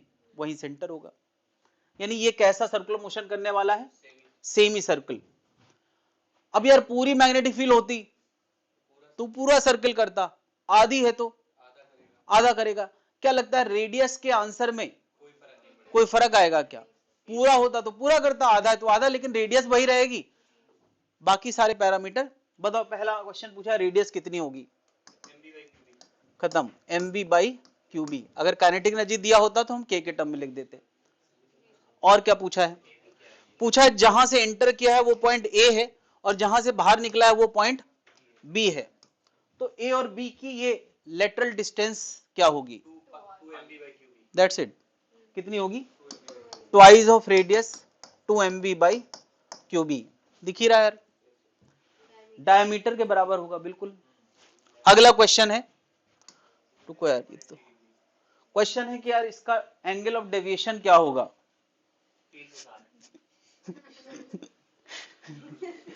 तो एंगल ऑफ डेविएशन मैंने लिख दिया है, बाकी सबको दिख रहा है कि चार्ज की एंट्री ऐसे हुई थी और एग्जिट ऐसा हुआ है, तो उसका डेविएशन कितना हो गया?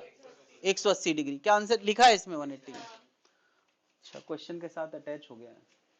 अगला क्वेश्चन अपने मन से करेंगे, कितना टाइम उसने मैग्नेटिक फील्ड में बिताया, टाइम स्पेंड, बुला के दिखाएंगे। ठीक,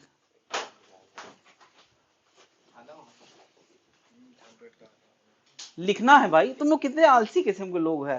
ये बताओ सर, ऐसे क्वेश्चन में ये डरा रहे हैं गलत ना हो जाए इनका। हाँ वही, तुम्हें डर किस बात का यार। हाँ और क्या, इसमें इसमें डर रहे हो भाई। हम लोगों को लाइफ में रिस्क लेना पड़ता है भाई, और क्वेश्चन करते समय घर पे क्लास में रिस्क नहीं लोगे तो क्या एग्जाम में रिस्क लोगे क्या? यही छोटे छोटे रिस्क लोगे तो लाइफ में अच्छे एंटरप्रेनर बनोगे, किसी को रोजगार दोगे, वरना किसी के यहाँ नौकरी मांगते हुए पहुंचोगे। जो रिस्क लेता है वही तो यार आगे बढ़ता है, कभी कभी पीछे भी हो जाता है, बट रिस्क लेने वाले को ही एक्सट्रीम सफलता मिलती है। बस में रह, आपने भी लिया था पीडब्ल्यू का ऑफर, ठुकरा दिया। हाँ तो कभी कभी नुकसान भी हो जाता है, उसमें क्या होता है। तो लेकिन लेना चाहिए भाई, कम से कम सुकून तो रहता है कि हमने चांस लिया। और मैं तो जाने कितने लोगों को जानता हूं जो पीडब्ल्यू में अभी जॉब कर रहे हैं और अंदर से इतना मतलब गिल्ट में रहते हैं कि जैसे उन्होंने बहुत गड़बड़ कर दिया, लाइफ में दुनिया से एकदम कटे हुए हैं, वो कुछ कर नहीं पा रहे हैं, उनके अंदर हमेशा इस बात का गिल्ट रहता है। 6 क्लास लेते हैं एक दिन में, 6 क्लास, सोचो 6 क्लास एक दिन में लेते हैं और सो जाते हैं, पूरे 6 दिन उनका ऐसे ही शेड्यूल रहता है। दुनिया में और भी क्या चल रहा है, क्रिकेट में क्या चल रहा है, उनको कुछ नहीं पता रहता। दिल्ली में क्या हुआ अभी, किसी को कुछ नहीं पता क्या हुआ, तुम लोग पता है कि नहीं? तुम लोग पढ़ाई पे ध्यान नहीं दे रहे, उससे पता चल रहा है मुझे पता है। कि उनकी लाइफ केवल एक दिन चलती है, संडे को। मैं पूरे 7 दिन जीता हूँ चैन से, आराम से। हाँ मैं वो वाले, देखो यार, जब 6 दिन ऐसी हालत होती है तो उसको घूमने का मन नहीं करता, बाहर बाहर निकलने तक का मन नहीं करता, पड़े रहते हैं कि आज संडे है, पड़े रहेंगे। फिर जब कभी कभी छुट्टियां मिल जाती हैं, वो उनके लिए लग्जरी वाला दिन होता है, अनएक्सपेक्टेड छुट्टी हो जाती है, वो वाला, कोई मर गया देश में बड़ा हस्ती, वो वाली छुट्टी, उसको एंजॉय करते हैं। दिवाली छुट्टी को एंजॉय करते हैं, किसी के मरने को थोड़ी कोई एंजॉय कर सकता है। बाकी जैसे कोई और छुट्टियां डिसाइडेड है पहले से, प्री डिसाइडेड, उनमें उनके शेड्यूल पैक रहते हैं, क्योंकि घर के भी बहुत सारे काम रहते हैं। ये मुझे तो आज भी बड़ा पछतावा है कि मेरी 36 छुट्टियां फिटजी में रह गई थी, जिनको मैंने लिया नहीं था और उसका मुझे कोई पैसा भी नहीं मिला।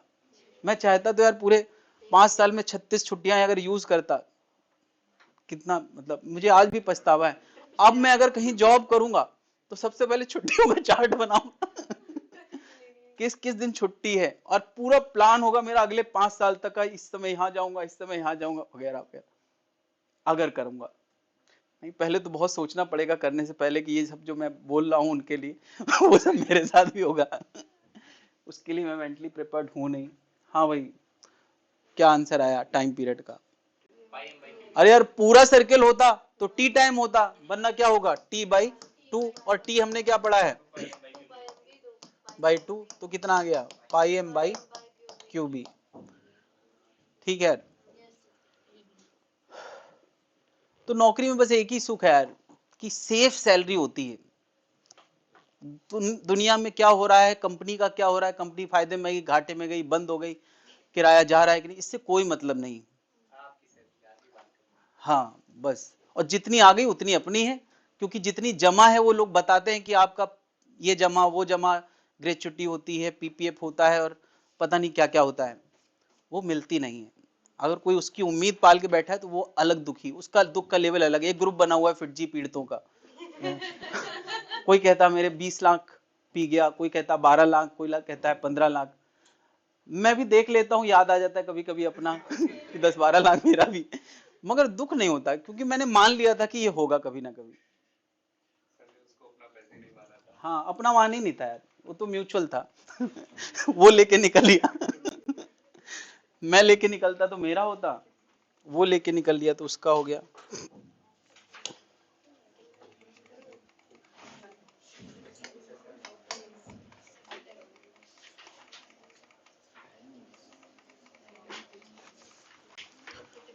अगला डायग्राम क्या है?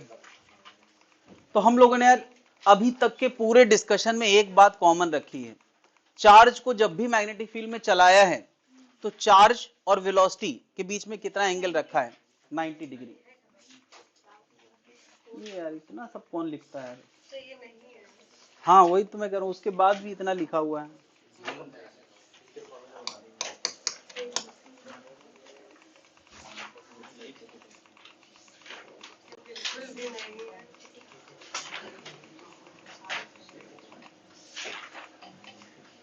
ओके हम लोगों ने अब तक के डिस्कशन से पहले जितने भी एग्जाम्पल अब तक किए हैं, चार्ज को मैग्नेटिक फील्ड में कितने एंगल पे छोड़ा है, 90 डिग्री पे। यानी जो वेलोसिटी थी और जो मैग्नेटिक फील्ड थी उनके बीच में 90 डिग्री एंगल था, है ना। 90 ना हो तो क्या होगा?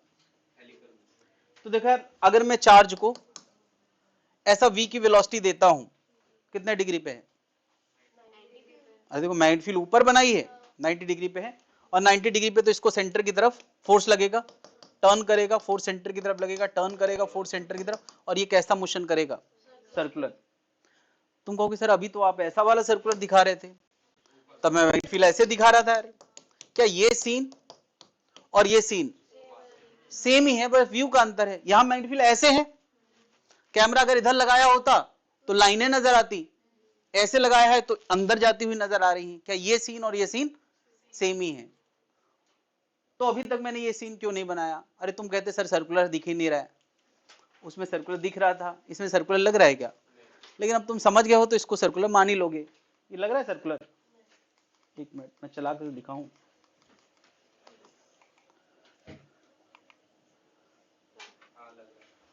लगा? काफी कोशिश की थी मैंने कि लगे। कुछ लाइनें मैंने आगे बनाई हैं, कुछ पीछे बनाई हैं। देखो लगा ना? सर्कुलर इसका मोशन कैसा है? सर्कुलर। कब तक? जब तक मैग्नेटिक फील्ड वेलोसिटी के साथ 90 डिग्री पे है। मैंने यहां पर वेलोसिटी दी है मैग्नेटिक फील्ड के साथ थीटा एंगल पर। ये वेलोसिटी का परपेंडिकुलर कंपोनेंट है, ये वेलोसिटी का पैरेलल कंपोनेंट है। बता किसके अलोंग होता तो सर्कुलर होता? 90 डिग्री परपेंडिकुलर होता तो सर्कुलर होता। क्या इस वेलोसिटी के होने से, किसी चार्ज में ये वेलोसिटी होने से मैग्नेटिक फोर्स नहीं लगता है? कम क्या? v अगर मैग्नेटिक फील्ड के पैरेलल हो तो नहीं लगता। यानी सोचो एक चार्ज को ऐसे चलाते तो फोर्स ना लगता, यानी वेलोसिटी के इस कंपोनेंट की वजह से कोई फोर्स नहीं होगा, इस कंपोनेंट की वजह से होगा। यानी जो फोर्स लगेगा, तो यहां यार दो चीजें हैं। क्या ये वेलोसिटी है, उसको बदलने वाला कोई नहीं है, तो ये वेलोसिटी रहेगी। सोचो एक पार्टिकल में ऊपर की तरफ यूनिफॉर्म वेलोसिटी है और एक उसी पार्टिकल में सर्कुलर मोशन भी होना है। तो सोचो एक पार्टिकल सर्कुलर मोशन भी करना चाहेगा और ऊपर भी जाना चाहेगा, तो वो सर्कुलर मोशन करते करते अगर ऊपर जाएगा तो उसका मोशन स्प्रिंग जैसे रास्ते पे चलेगा। स्प्रिंग जैसे रास्ते को हम बोलते हैं हेलिकल पाथ या हेलिक्स। जैसे सर्किल वैसी हेलिक्स, जैसे सर्कुलर पाथ वैसी हेलिकल पाथ, ये नाम है बस। और इस मोशन को हम क्या बोलेंगे? Helical motion. तो देखो यार ये मोशन है, वो लग रहा है ना,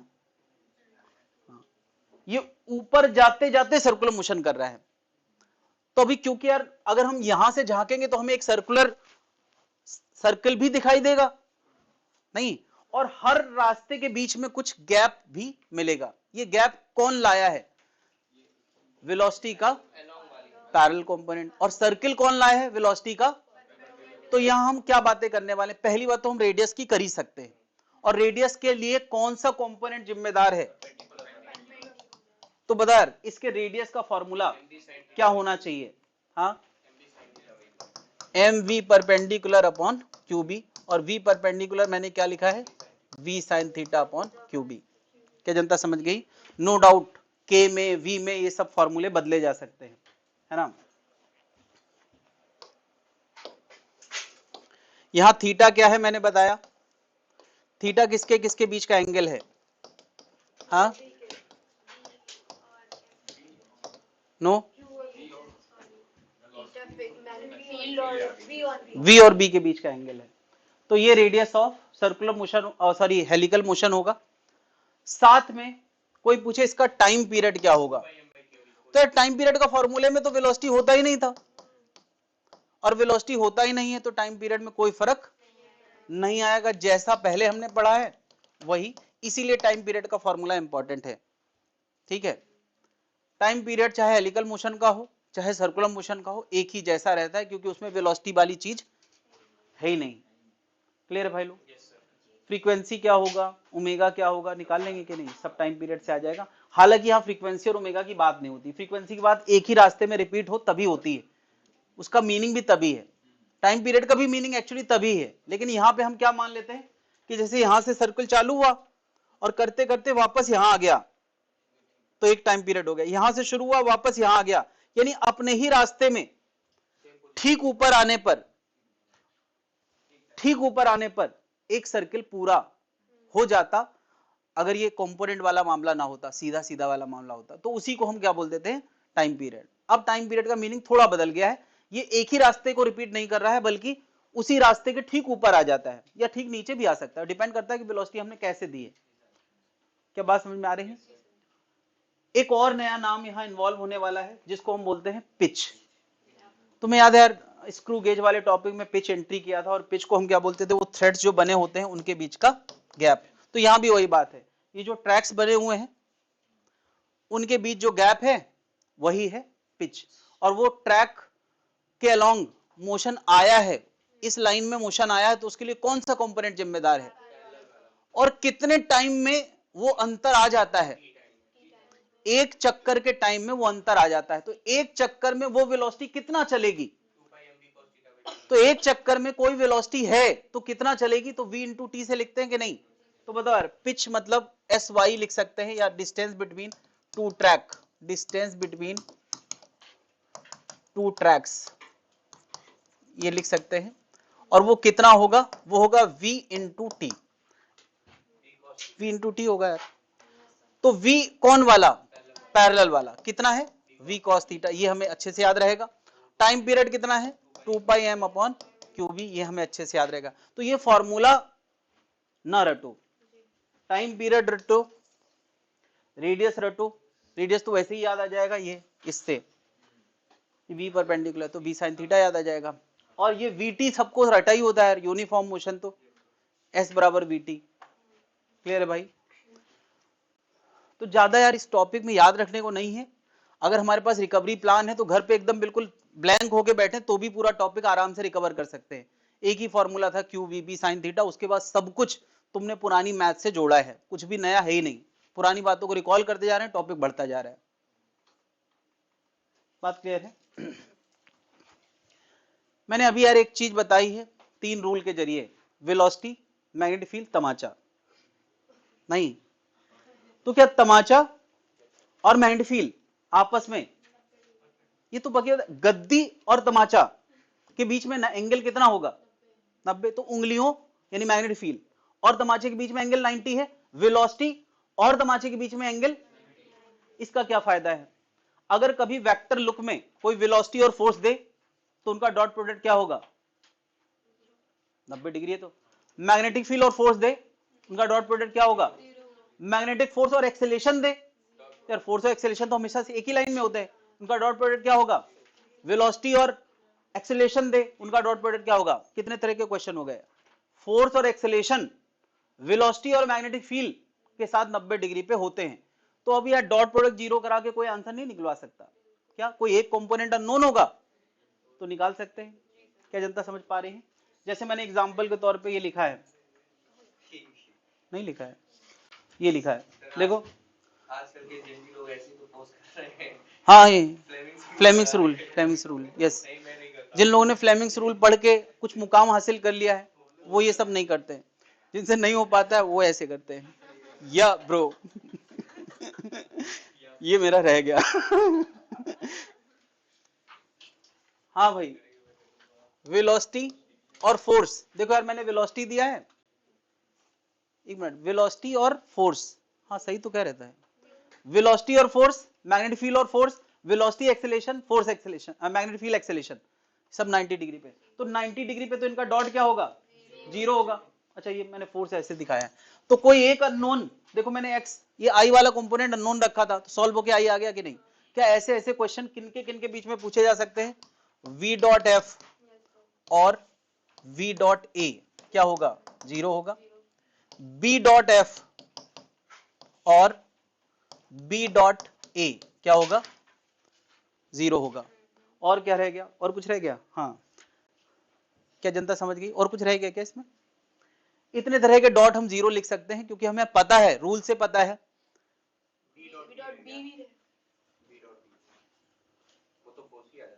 कौन कौन, वेलोसिटी और मैग्नेटिक फील्ड में तो कुछ भी हो सकता है एंगल। ये तो देखो यार, उंगलियां तो ऐसे जा सकती है ना, इनका एंगल कोई वो तो 0 भी हो सकता है, 90 भी हो सकता है, तो उनके एंगल को लेके हमारे पास कोई कमेंट नहीं है, वो तो हमारी मर्जी है ना हम कहां फेंकेंगे। फोर्स आउटकम है उस, वो हमारे कंट्रोल में नहीं है, वो रूल के हिसाब से आएगा, लेकिन फेंकना तो हमारे हाथ में है।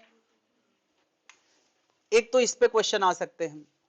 दूसरा क्वेश्चन कैटेगरी क्या है कि वेलोसिटी को वेक्टर लुक में दे दे, मैग्नेटिक फील्ड को वेक्टर। ये तो यार पूरे फिजिक्स में जहां जहां क्रॉस प्रोडक्ट आता है, क्या वहां वहां क्रॉस ऑपरेशन वाला क्वेश्चन हो सकता है। क्या करना पड़ेगा, क्यू को अलग बचा लो, v क्रॉस b करने के वो मैट्रिक्स बना के something i something j something के आंसर आएगा, है ना। वो भी एक कैटेगरी ऑफ क्वेश्चन हो सकती है। क्या वेक्टर वाले क्वेश्चन होंगे तो कर लोगे कि नहीं? इस टॉपिक में वेक्टर वाले क्वेश्चन में क्रॉस प्रोडक्ट वाले क्वेश्चन आ सकते हैं। जिनको वेक्टर वाला क्रॉस भूल गया है वो रिवाइज कर ले, यहाँ पे उम्मीद ना करे मेरे से कि मैं यहाँ क्रॉस फिर से रिवाइज करा दूं। बस यार इतनी उम्मीदें करोगे तो कोई भी तुम्हारी उम्मीदों पे खरा नहीं उतर पाएगा। अभी से उम्मीदें तोड़ना सीखो, वरना उम्मीदें बनाते जाओगे तो लाइफ के एक स्टेज में वो उम्मीदें फिर दिक्कत करती है। उम्मीदें खत्म करते जाओ, साधु टाइप हो जाओ शादी आने से पहले। तो उससे क्या मतलब, दोनों लोग खुश रहते हैं, ज्यादा उम्मीदें नहीं, चैन से रह रहे हैं, कोई दिक्कत नहीं। सारे दुख की वजह क्या है, एक्सपेक्टेशंस। सारे दुख की वजह केवल एक ही शब्द है, एक्सपेक्टेशंस। वरना तो दुनिया में सबको ये सब नोट करने का समय दिया जा रहा है। तुम लोग बातें सुन रहे हो क्या, कर लिया क्या? ये है नहीं उसमें, अच्छा ये आगे साइक्लोट्रॉन लिखा है, ये नहीं है सिलेबस में, तो इसी के ऊपर लिख ले।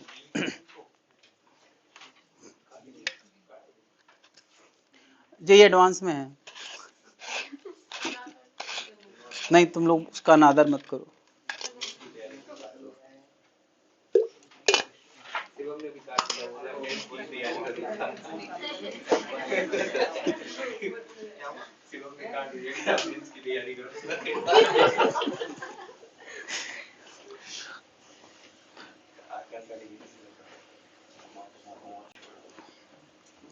जेईई मेंस में भी बहुत अच्छे ऑप्शंस हैं, ऐसा थोड़ी है। इतने सारे एनआईटीज हैं, अच्छे अच्छे कॉलेज हैं, और आईटीएन बन जाओगे गिर पड़ के, तो आईटीएन के बीच में तुम थोड़ा सा कंप्रेस्ड महसूस करते हो, समझ रहे हो? या तो आईटीएन बनो तो ऐसे बनो कि तुम्हारे लेवल का कोई हो ना, तो वहां एकदम फख्र से रहोगे। ठीक है यार, जो भी मिल जाए अच्छा है।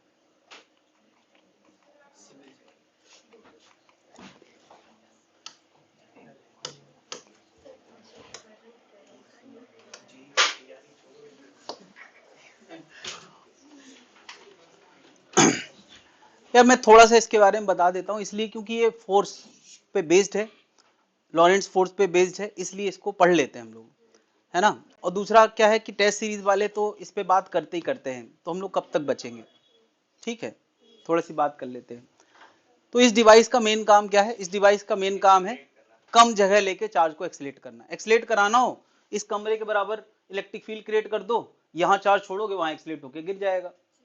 लेकिन इतने कमरे के बराबर सेटअप लेके घूमेंगे कहां, रास्ते में ब्लॉक हो जाओगे, निकल भी नहीं पाओगे। तो उसका एक छोटा सेटअप बनाया गया कि उसी डिवाइस के अंदर ही चार्ज की स्पीड बढ़ाने के मौके डेवलप किए जाए। तो स्पीड बढ़ाने के लिए मैग्नेटिक फील्ड होता है या इलेक्ट्रिक फील्ड? मैग्नेटिक फील्ड तो स्पीड बढ़ाता नहीं है, लेकिन हमें जगह बचाना है, तो हम क्या है घुमा घुमा के उसको इलेक्ट्रिक फील्ड देंगे। और घुमाएगा कौन? Magnetic field. तो मैग्नेटिक फील्ड केवल घुमाने का काम करेगा, बस मेरा। तो यहाँ पे क्या हो रहा है, दो डी है, जिनके बीच में इलेक्ट्रिक फील्ड क्रिएट करने का इंतजाम किया है। यहाँ एक ऑसिलेटर लगा है जो क्या करे, कभी इधर इलेक्ट्रिक फील्ड देगा, कभी इधर, जब जहां जरूरत होगी, कभी इधर कभी इधर कभी इधर कभी इधर। और हर बार वो इलेक्ट्रिक फील्ड इस ऑसिलेटर के किसी वोल्टेज से क्रिएट हुआ है, मान लिया V का वोल्टेज है तो QB का गेन हो जाएगा काइनेटिक एनर्जी। हर बार जब ये D के बीच से गुजरेगा तो QB की काइनेटिक एनर्जी का, और जब काइनेटिक एनर्जी बढ़ जाएगी तो वो बड़े ट्रैक पे घूमेगा। अरे रेडियस ऑफ सर्कुलर मोशन में K ऊपर आता था √2mk/QB, बड़े ट्रैक में घूमेगा, घुमाएगा कौन, मैग्नेटिक फील्ड। तो जरा सुने शुरू से कहानी। इस ऑसिलेटर ने अभी अभी चार्ज को यहां चार्ज को छोड़ा है और इस तरफ इलेक्ट्रिक फील्ड क्रिएट करी है, तो क्या यहां से यहां तक उसकी स्पीड बढ़ गई कि नहीं, Q इंटू V की एनर्जी गेन हो गई। तो अब वेलोसिटी बढ़ गई, मैग्नेटिक फील्ड अंदर है तो ये सर्कुलर ट्रैक में चलेगा। जैसे ही वो इधर आएगा, हमने ऑसिलेटर को ऐसे सेट कर रखा है, जैसे ही वो इधर आएगा आधा सर्किल करेगा तो इलेक्ट्रिक फील्ड कहां कर देगा, राइट कर देगा। अभी लेफ्ट था, अभी राइट कर देगा। तो क्या यहां से यहां तक क्या फिर से उसकी स्पीड पहले से ज्यादा हो जाएगी, काइनेटिक एनर्जी का गेन फिर से QB हो जाएगा, यानी जितनी K पहले थी उससे अब उससे ज्यादा हो जाएगी। हाँ डबल कह सकते हैं, यस, जितना पहले गेन होगा उतना फिर से डबल होगा। तो क्या ये डबल ट्रैक पे चलेगा भी, ज्यादा बड़े रेडियस पे। तो फिर से यहां मौका मिल गया एक्सीलरेट कराने का, ऑसिलेटर फिर से इलेक्ट्रिक फील्ड बदल देगा। हर आधे टाइम पीरियड में इलेक्ट्रिक फील्ड बदलेगा और हर बार वो बड़े ट्रैक में चलते हुए तुम्हें जितना ज्यादा स्पीड गेन करना हो उतने ज्यादा ट्रैक पे इसको घुमा लो, और उसके बाद जहां से इसका रास्ता खत्म होगा यहां ब्लॉक कर दो, तो उसके बाद वो इस हाई स्पीड में निकल जाएगा। क्या जनता समझ पा रही है? यहाँ कोई स्मूथ ट्रैक दे दो तो अभी उस पर फिसल के आगे चल जाएगा, वो स्पीड हमें मिल जाएगी। क्या रास्ता जगह कम लगी? हाँ, मेरे दिमाग में पहला क्वेश्चन यही आता है, क्यों यूज कर रहे हैं यार, ऐसे इलेक्ट्रिक फील्ड कर दो स्पीड वैसे ही बढ़ जाएगी। तो फिर मेरे दिमाग में इसको यूज करने से क्या फायदा, तो मुझे एक ही फायदा समझ में आया, जगह बचती, कम जगह पे घुमा घुमा के स्पीड बढ़ा लिया हमने, ठीक है। और कोई फायदा क्या है, इतना मुश्किल, एक तो मैथ्स मुश्किल, ऊपर से ऑसिलेटर लगाना पड़ रहा है ना, एक ही बैटरी लगाना पड़ती, सिंपल सेटअप होता। लेकिन मतलब जो इनोवेशंस होते हैं वो बहुत सारी चीजों को दिमाग में रख के किए जाते हैं, है ना। इस चीज को ध्यान में थोड़ी रखेंगे कि यार कि तुम्हारी मैथ से इतनी कमजोर है तो तुम्हारे समझने में मुश्किल होगी तो तुम्हें ना पढ़ाएं, है ये सोचते तो फिर यार सारे सेटअप बड़े सिंपल बनाए जाते और बड़े बड़े बनाए जाते, अजीब अजीब बनाए जाते, यूज को ध्यान में रख के। तो यार यहाँ पे ये जो ग्राफ बना है ये क्या है, तुम टाइम के साथ वोल्टेज बार बार बदल रहे हो, या तो तुम इलेक्ट्रिक फील्ड का ग्राफ कह सकते हो या वोल्टेज का। क्या बताओ, आधे time period of circular motion, आधे time period of circular motion तक इलेक्ट्रिक फील्ड जिस डायरेक्शन में रही, क्या अगले आधे में उतना मैग्नेटिक अपोजिट डायरेक्शन में, फिर उतने ही आधे में पॉजिटिव, फिर उतने ही आधे में, है ना, अपोजिट होती रही। ये ऑसिलेटर का इलेक्ट्रिक फील्ड टाइम के साथ ग्राफ है। क्या ऐसे ही होना चाहिए कि नहीं, कभी इधर कभी इधर कभी इधर। और वो टाइम गैप आधे टाइम पीरियड का क्यों होता है, क्योंकि आधा ही सर्किल तो हर बार करता है, और आधा सर्किल का टाइम कितना होता है, पाई एम बाई क्यूबी, यानी ये टाइम कितना है, पाई एम बाई क्यूबी, और ये टाइम कितना है। अगर कोई कैसे कह दे कि ये जो बदलता हुआ ग्राफ है, इस ग्राफ बदलते हुए ग्राफ का टाइम पीरियड क्या है, तो हम इतने को एक टाइम पीरियड बोलेंगे। क्यों, क्योंकि यार एक टाइम पीरियड में ऑल पॉसिबल केसेस कवर होना चाहिए, तो पॉजिटिव नेगेटिव सब कवर हो रहा है, उसके बाद वो रिपीट हो रहा है, तो 2 पाई एम बाई क्यूबी ही उसका टाइम पीरियड बोला जाएगा। क्या जनता समझ पा रही है, ग्राफ का time period 2 pi M by QB ही है। कोई अगर ऐसे पूछे साफ साफ कि इलेक्ट्रिक फील्ड कितने टाइम में बदल जाती है, वो एक अलग क्वेश्चन है ना। क्या ये सारी बातें समझ में आ गई हैं कि नहीं, यही बातें मैंने लिख रखी, कुछ और अलग है नहीं, मैंने समझा दिया है। कभी ऐसा हो सकता है ना भाई कि कोई लैंग्वेज इस पे बेस्ड बनाए, भले ये सिलेबस का हिस्सा नहीं है, टाइम पीरियड सिलेबस का हिस्सा है कि नहीं है ना, magnetic field magnetic force syllabus का हिस्सा है कि नहीं, Q इंटू ई सिलेबस का हिस्सा है कि नहीं। तो हो सकता है कोई पैसेज बना दे इस पे बेस्ड, या एसर्शन रीजन बना दे इस पे बेस्ड, तो हमें थोड़ा क्लैरिटी होगी तो ज्यादा अच्छा है। ऐसा कौन सा बड़ा सा टॉपिक है, बात क्लियर है, समझ में आ गया है, तो किसी को निराश होने की जरूरत नहीं है। इसीलिए शायद मैंने सोच के यहाँ रखा भी था, जिन्होंने जगह इसकी बर्बाद कर दी है, क्या करूँ यार, इसमें व्हाइटनर लगा देना।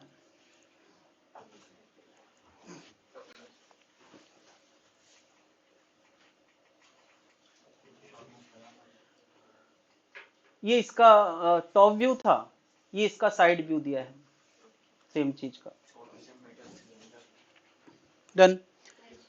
तो हम लोग पढ़ रहे थे मूविंग चार्ज पे लगने वाला फोर्स, और करंट भी एक तरह का मूविंग चार्ज सिस्टम ही है। तो अगर मूविंग चार्ज पे फोर्स लगेगा तो करंट कैरिंग वायर पे भी फोर्स लगेगा। बेसिकली वो वायर पे नहीं लग रहा है, उसके भीतर के चार्ज पे लग रहा है। तो भीतर के चार्ज पे लग रहा है तो चार्ज बाहर थोड़ी निकल आएंगे फोर्स लगने की वजह से। तो वो एक तरह से इनडायरेक्टली किसको मिलने लगेगा, उस कंडक्टर को जिसके अंदर चार्ज का मोशन हो रहा है। मैंने यहाँ पे एक चार्ज के अंदर, एक कंडक्टर के अंदर चार्ज का मोशन दिखाया है, दिख रहा है?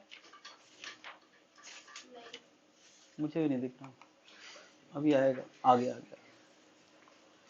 ये थोड़ा बाहर निकलने हैं, इनको इग्नोर करना है, अच्छा बन नहीं पाया। तो बता रही है मैग्नेटिक फील्ड में चार्ज मूव कर रहे हैं, ये करंट है बेसिकली, ठीक है। तुम कहोगे लेकिन करंट में तो इलेक्ट्रॉन का फ्लो होता है, कह सकते हो। तो इलेक्ट्रॉन का फ्लो कहाँ होता, लेफ्ट। तो हम लोग यार सीधी बातें करें, रिजल्ट उससे सेम ही निकलेगा। तो अगर हम मानते हैं कि करंट राइट फ्लो कर रहा है, मैग्नेटिक फील्ड अंदर है, तो इन सारे चार्ज पे फोर्स कहाँ लग रहा होगा, ऊपर लग रहा होगा कि नहीं। तो क्या ये निकल के बाहर चले जाएंगे क्या?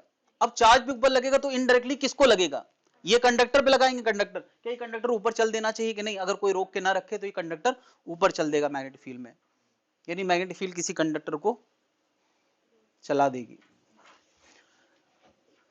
बात क्लियर है? तो बात आती कितना फोर्स लगेगा, तो उसी फॉर्मूले से हम इस पे लगने वाले फोर्स का फॉर्मूला बना सकते हैं, ठीक है। मैं एक बार के लिए बनाता हूं, थोड़ी देर के लिए, बस फील गुड कराने के लिए, उसको याद रखने की जरूरत नहीं है। क्या बताओ, हमने अब तक फॉर्मूला क्या पढ़ा है, Q we B sine theta पढ़ा है। अगर मैं कहता हूं ये एल लेंथ का कंडक्टर है, इसमें कितने इलेक्ट्रॉन हैं, इसमें एन का इलेक्ट्रॉन्स पर यूनिट वॉल्यूम है। इलेक्ट्रॉन डेंसिटी याद है, एन की इलेक्ट्रॉन डेंसिटी है और एल का लेंथ है, ए का एरिया है। तो बताओ टोटल इलेक्ट्रॉन कितने हो गए, टोटल इलेक्ट्रॉन एन होता है पर यूनिट वॉल्यूम के इलेक्ट्रॉन इनटू वॉल्यूम। वॉल्यूम कितना होगा, एरिया इनटू लेंथ। क्या हम टोटल इलेक्ट्रॉन लिख पाए, एन इस समय मौजूद है, और उनमें चार्ज कितना होगा, उसमें ई से मल्टीप्लाई कर दो, क्यू बराबर एन, इतना चार्ज होगा। तो फोर्स कितना लगेगा, n A l e into v B sine theta. अच्छा यार, ये जो वी है उसको लेके हमने एक फॉर्मूला पढ़ा था, याद है, करंट वाले टॉपिक में। तो इसको हम आई बाई एन ई ए लिख दें, एन ई ए काट दें, तो ये बन गया I L B sine theta. बस जस्ट फील गुड के लिए कि ये फॉर्मूला कोई नया नहीं है, ये उसी लॉरेंट्ज वाले फॉर्मूले से निकला है। क्या, I L B sine theta. क्या जनता समझ पा रही है? करंट कैरिंग वायर पे लगने वाला फोर्स बेसिकली मूविंग चार्ज पे लगने वाले फोर्स का ही फॉर्मूला है, क्योंकि उस अब करंट दिया होगा, वेलोसिटी थोड़ी दी होगी। तो हम फॉर्मूले का लुक बदलना चाहते हैं, तो बदलने पे क्या आ गया, I L B sine theta. I क्या है, current in the wire, L क्या है, एक स्ट्रेट लेंथ सेगमेंट की लेंथ, और बी क्या है, थीटा क्या है, किसके किसके बीच का एंगल है, थीटा। यार थीटा वेलोसिटी और मैग्नेटिक फील्ड के बीच का एंगल होता था, मगर वेलोसिटी तो अब नजर नहीं आ रही। तो हम करंट के लॉन्ग एक वेक्टर कंसीडर करने वाले हैं, और वो करंट नहीं करने वाले हैं, वो है लेंथ वेक्टर। लेंथ वेक्टर, तो थीटा क्या है, angle between length vector and B vector. क्योंकि करंट को हम स्केलर क्वांटिटी डिफाइन कर चुके हैं, लेंथ को हम वेक्टर यहां मानेंगे, और वो वेक्टर की तरह एक्ट भी करता है, वेक्टर रूल को फॉलो भी करता है, इसलिए हम उसको वेक्टर क्वांटिटी मानने वाले हैं। बता, अच्छा इसी का अगर कोई वेक्टर लुक फॉर्मूला बनाए तो क्या बनाएगा, आई एल क्रॉस बी। बात क्लियर है भाई लोग? नोट करना चाहेंगे? ये ऊपर से लिखना चालू करो तभी नोट कर पाएंगे, नीचे जगह कम है। अरे जो बॉक्स बना है उसी के अगल बगल लिखना शुरू कर दो, है जगह, ठीक है। नीचे की जगह मतलब दूसरे काम आ जाएगी, क्वेश्चन है ना यहाँ पे। नोट कर लिया भाई लोग? किसी करंट कैरिंग वायर पे लगने वाला फोर्स,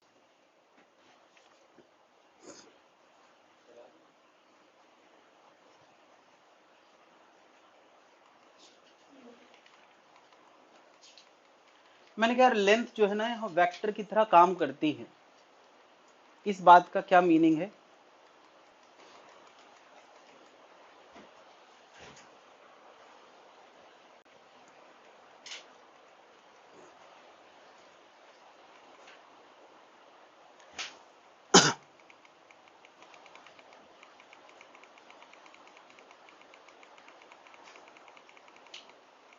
ओके यहां देखे जरा, अगर मैंने पिछला एग्जांपल जो तुम्हारे सामने पेश किया था उसमें लेंथ और मैग्नेटिक फील्ड आपस में कितने डिग्री पे थे? 90 डिग्री पे थे। लेकिन फॉर्मूले मैंने थीटा लिखा है, इसका मतलब वो थीटा 90 भी हो सकता है, वो रखने के ऊपर है। यहां मैंने रॉड को मैग्नेटिक फील्ड के साथ कितने डिग्री पे रखा है? थीटा पे। तो फोर्स कितना लगेगा? अच्छा बता, कोई वायर को ऐसे रख दे तो फोर्स कितना लगेगा? 0 लगेगा। 90 पे रखेगा तो फोर्स सबसे ज्यादा लगेगा। ठीक है, ऐसा करंट है, इस पे 0 होगा, इस पे मैक्सिमम होगा। ये सब हम किससे एक्सप्लेन कर पा रहे हैं? ILB साइन थीटा से। क्या जनता समझ पा रही है? अगर हमारे पास एक स्ट्रेट लेंथ सेगमेंट है, ये फॉर्मूला उसी के लिए काम करेगा। लेकिन ऐसा सेगमेंट है जिसमें मल्टीपल ट्रैक्स हैं, मल्टीपल वायर से उनकी लेंथ थोड़ी थोड़ी देर के लिए टर्न करती जा रही है, तो उस पे लगने वाला फोर्स हम कैसे निकालें? तो क्योंकि राइटर्स ने, साइंटिस्ट ने इसको लेंथ को वेक्टर क्वांटिटी माना है, इसका मतलब वो वेक्टर रूल को फॉलो करती होगी। वेक्टर रूल क्या है कि ये L1 वेक्टर, ये L2 वेक्टर, ये L3 वेक्टर, तो बताओ इन सारे लेंथ का रिजल्टेंट A से शुरू करो और B, इसका P नाम दे दें यार, MN दे दें, चलो MN, M से शुरू करो और N के बीच में एक पहले के टेल से लास्ट के हेड को जोड़ने वाला वेक्टर बनाओ। इसको मैं बोल रहा हूं L effective vector. L effective vector क्या है? सबको हटाओ और उसकी जगह एक लगाओ, इस पर जो लगेगा वही इस पर लगेगा। तो अगर ऐसा टेढ़ा मेढ़ा सेगमेंट नजर आए तो तुम्हें क्या करना है? पहले से शुरू करो, एंड को जोड़ो, और जोड़ने के बाद एक सेगमेंट आएगा, उसका एंगल तय करो और फिर से यही फॉर्मूला लगा दो। बात समझ गए? यानी इसके लिए अगर हमें फॉर्मूला लगाना है तो यही लगा सकते हैं, लेकिन L का मतलब अब क्या बन जाएगा? L effective. और L इफेक्टिव कैसे तय होगा? वेक्टर सम से। क्या जनता समझ पा रही है? बताओ। अच्छा, ऐसा एक कर्व्ड ट्रैक है जिसमें करंट फ्लो कर रहा है, ये है एक्चुअल कहानी। तो क्या इस कर्व ट्रैक को हम छोटे छोटे लेंथ सेगमेंट से मिलकर बना हुआ मान सकते हैं? तो क्या हमें कर्व ट्रैक के लिए फोर्स लाना चाहिए? मैथ्स किसके लिए लगाना चाहिए? इसके लिए, या हम सीधे सीधे एक वायर बनाएं और फोर्स निकाल दें? यही हमारा L इफेक्टिव हो जाएगा। क्या जनता समझ पा रही? फॉर एग्जाम्पल बताओ, ये I का करंट लेता हुआ R रेडियस का सर्कुलर ट्रैक है, इस पे कितना फोर्स लगेगा? समझ गए? कितना लगेगा? F बराबर I L इफेक्टिव। तो L इफेक्टिव कहां से कहां बनाओगे? तो हो जाएगा 2R इंटू B, और क्योंकि यहां मामला 90 का है तो 90। क्या समझ गया यार मैं क्या बता रहा हूं? ये बात सबको समझ में आ गई? अच्छा बताओ, अगर ये पूरा लूप हो जाए तब? तो यार L वेक्टर क्या हो गया? तो फोर्स कितना हो जाएगा? क्या जनता समझ पा रही है? लेकिन ध्यान रखना यार, ये सारा कुछ वैलिड है यूनिफॉर्म मैग्नेटिक फील्ड के लिए। ये फॉर्मूला भी यूनिफॉर्म मैग्नेटिक फील्ड के लिए काम करेगा, नॉन यूनिफॉर्म होगा तो नहीं करेगा। ले देखिए, अब हम वेक्टर थ्योरी से ये समझ पा रहे हैं कि ऐसे सेगमेंट्स को कैसे हैंडल करना है, और पूरा लूप होगा तो फोर्स कितना लगेगा? 0।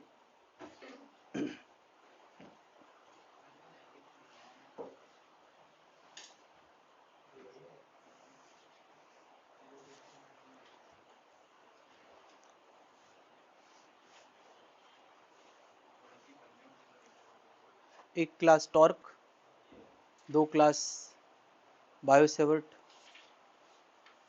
और एक क्लास इसके बाद, आज की क्लास के बाद 5 और 5 और, हाँ 5 और। ठीक है, EMI AC में मान लेते हैं 10 क्लास। 10 क्लास मतलब आज कितने तारीख है? 13, मतलब 5 दिसंबर तक EMI AC EM वेव सब खत्म हो जाएगा। हाँ एसी नहीं तो ईएम वेव भी, ईएम भी तो है और इलेक्ट्रोमैग्नेटिक इंडक्शन। हाँ तो सब मिला के 5 नहीं हो गए। फिर बचेगा हीट एंड फ्लूइड। अगर बहुत जल्दी में होंगे तो हम लोग दिसंबर में ही खत्म कर सकते, मॉडर्न रे ऑप्टिक्स, वरना जनवरी तक तो चलेगा। जनवरी लास्ट तक हीट एंड थर्मोस अलग से पढ़ना पड़ेगा। हाँ बताएं। हाँ सितंबर तो जनवरी तो लग ही जाएगा। जनवरी लास्ट या फिर फरवरी 15 तक। ऐसे तो चलता ही रहेगा, अब क्या दिक्कत है।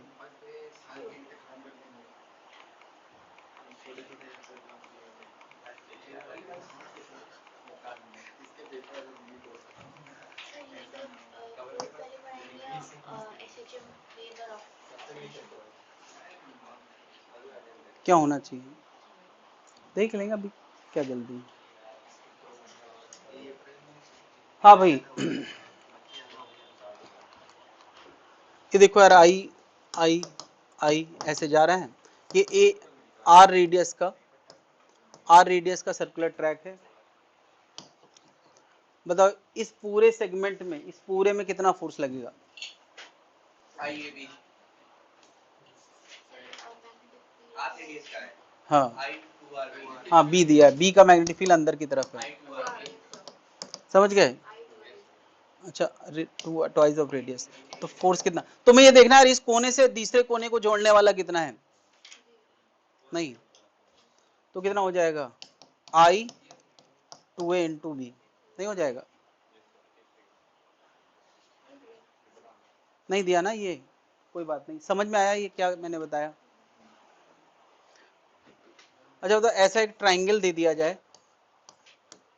ये, सच दैट कि ये लेंथ ए है, ये लेंथ ए है और इधर से इधर की ज्वाइनिंग लेंथ भी ए है मगर ज्वाइन नहीं किया है, और करंट इसमें है, कितना फोर्स लगेगा। मैग्नेटिक फील्ड अंदर है, I2AB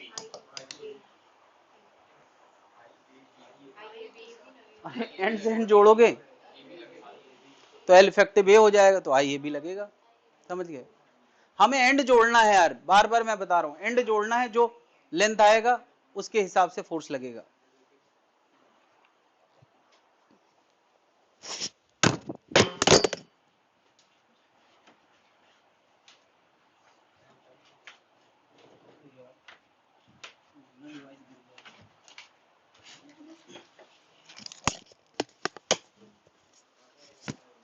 सुन पा रहे मुझे, बच गया, 12,000 का खरीदना पड़ जाता है दोबारा, ये तो सस्ता है।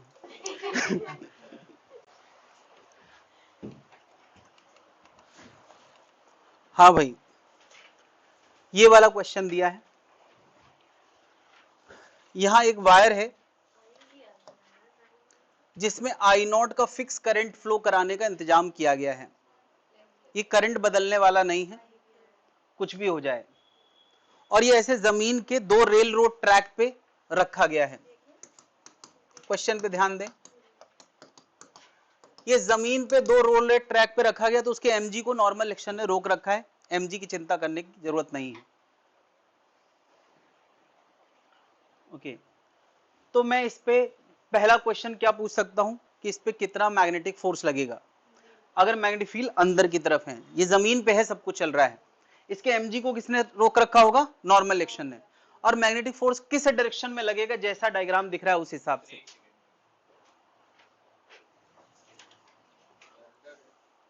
राइट देखा, एल इफेक्टिव करंट इधर है, मैग्नेटिक फील्ड अंदर है, तो तमाचा कहां आएगा, यानी इस डायरेक्शन में फोर्स लगेगा कि नहीं, कितना लगेगा, आई ए बी साइन 90, कोई दिक्कत है। अब अगर फोर्स लगेगा तो ये चलेगा, बता क्या हम इसका एक्सेलेरेशन पूछ सकते हैं, क्या हम पूछ सकते हैं कि यहां से डी दूरी चलने के बाद इसकी वेलोसिटी क्या आ जाएगी। मैंने क्वेश्चन नहीं लिखा है, लिखा है, पहला क्वेश्चन है फोर्स, दूसरा है एक्सेलेरेशन, तीसरा है डी दूरी चलने के बाद उसकी वेलोसिटी क्या होगी, तीसरा है डी दूरी के बाद ट्रैक टूटा है तो गिरने तक का समय बताना है। चारों क्वेश्चन करना है, एक्सेलेरेशन, दूसरा है velocity after moving d, after moving d. No doubt question मैंने ये बस एग्जांपल के तौर पे लिखा है। कोई ये कहे कि ये रॉड चल नहीं रहा है तो बताओ इसमें कितना म्यू है, इस ट्रैक में कितना म्यू है, तो तुम क्या करते हैं, मैग्नेटिक फोर्स इधर, म्यू एम जी इधर, दोनों को बराबर कर देते, म्यू निकल आता। लेकिन मैं कह रहा हूं ये स्मूथ है, मेरा क्वेश्चन स्मूथ वाला है। ऐसे भी क्वेश्चन बनाया जा सकता था कि नहीं, बल्कि और तरीके बताओ। बताओ यहां एक धागा बांध देता और मैं कहता ये रुका है, बताओ टेंशन कितना होगा। ये सब तो पूछा ही जा सकता है। इसको किनारे करते हैं, हम लोग अपने असली क्वेश्चन पे आते हैं। ये स्मूथ ट्रैक है,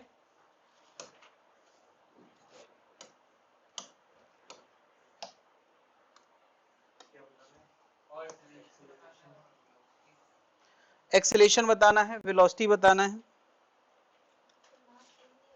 हाँ मास एम है इसका। तीसरा क्वेश्चन है टाइम, टाइम पूछा है। तीसरा क्वेश्चन क्या है, जस्ट बिफोर फॉल, कितना टाइम बीतेगा फॉल करने से पहले। चौथा क्या है, अच्छा फोर्स हो गया, फोर्स हो गया, ये दूसरा था, ये तीसरा, ये चौथा है। तो फोर्स हमने बता दिया यार, पहला क्वेश्चन फोर्स था। एक्सेलेरेशन कितना होगा, I A B by M. Velocity कैसे निकालोगे यार, kinematics, v square equal to U square plus 2as, s की जगह d, Q we B by M. तो v का आंसर आ गया अंडर रूट, कितने लोग का हो गया यार,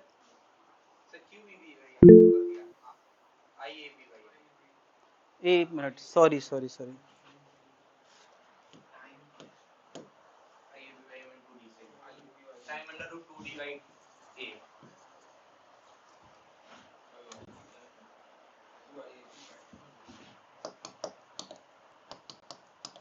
कितने टाइम में ये गिर जाएगा, डी के बाद ट्रैक टूटा है, तो क्या लगाने वाले हैं,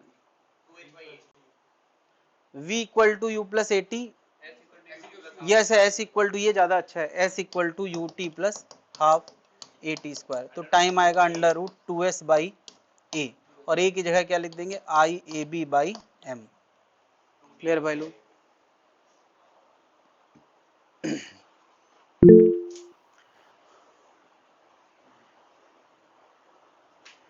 तो मैं क्या दिखाने की कोशिश कर रहा हूं कि एक बार फोर्स आ गया तो फोर्स से रिलेटेड डिस्कशन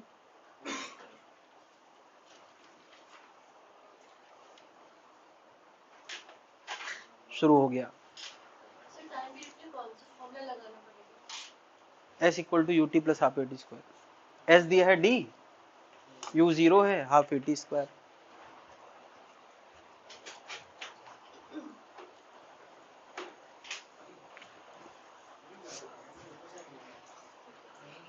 तो क्या 15 मिनट यहीं बैठ के क्वेश्चन करेंगे, जाने तो नहीं है, जल्दी जाना नहीं है, क्योंकि घर पे तुम लोग पूरा मोमेंटम खो देते हो। 1:15 तक का टाइम है ना क्लास का मिनिमम, तो 15 मिनट यहीं पढ़ो। टॉर्क नया टॉपिक है तो आधा अधूरा पढ़ाने से कोई खास फायदा नहीं होगा, यहीं करो, शुरू करो 15 मिनट। कोई डाउट हो तो पूछ लो, अभी नया टॉपिक है, थोड़ा सा मोमेंटम बना के घर जाओ।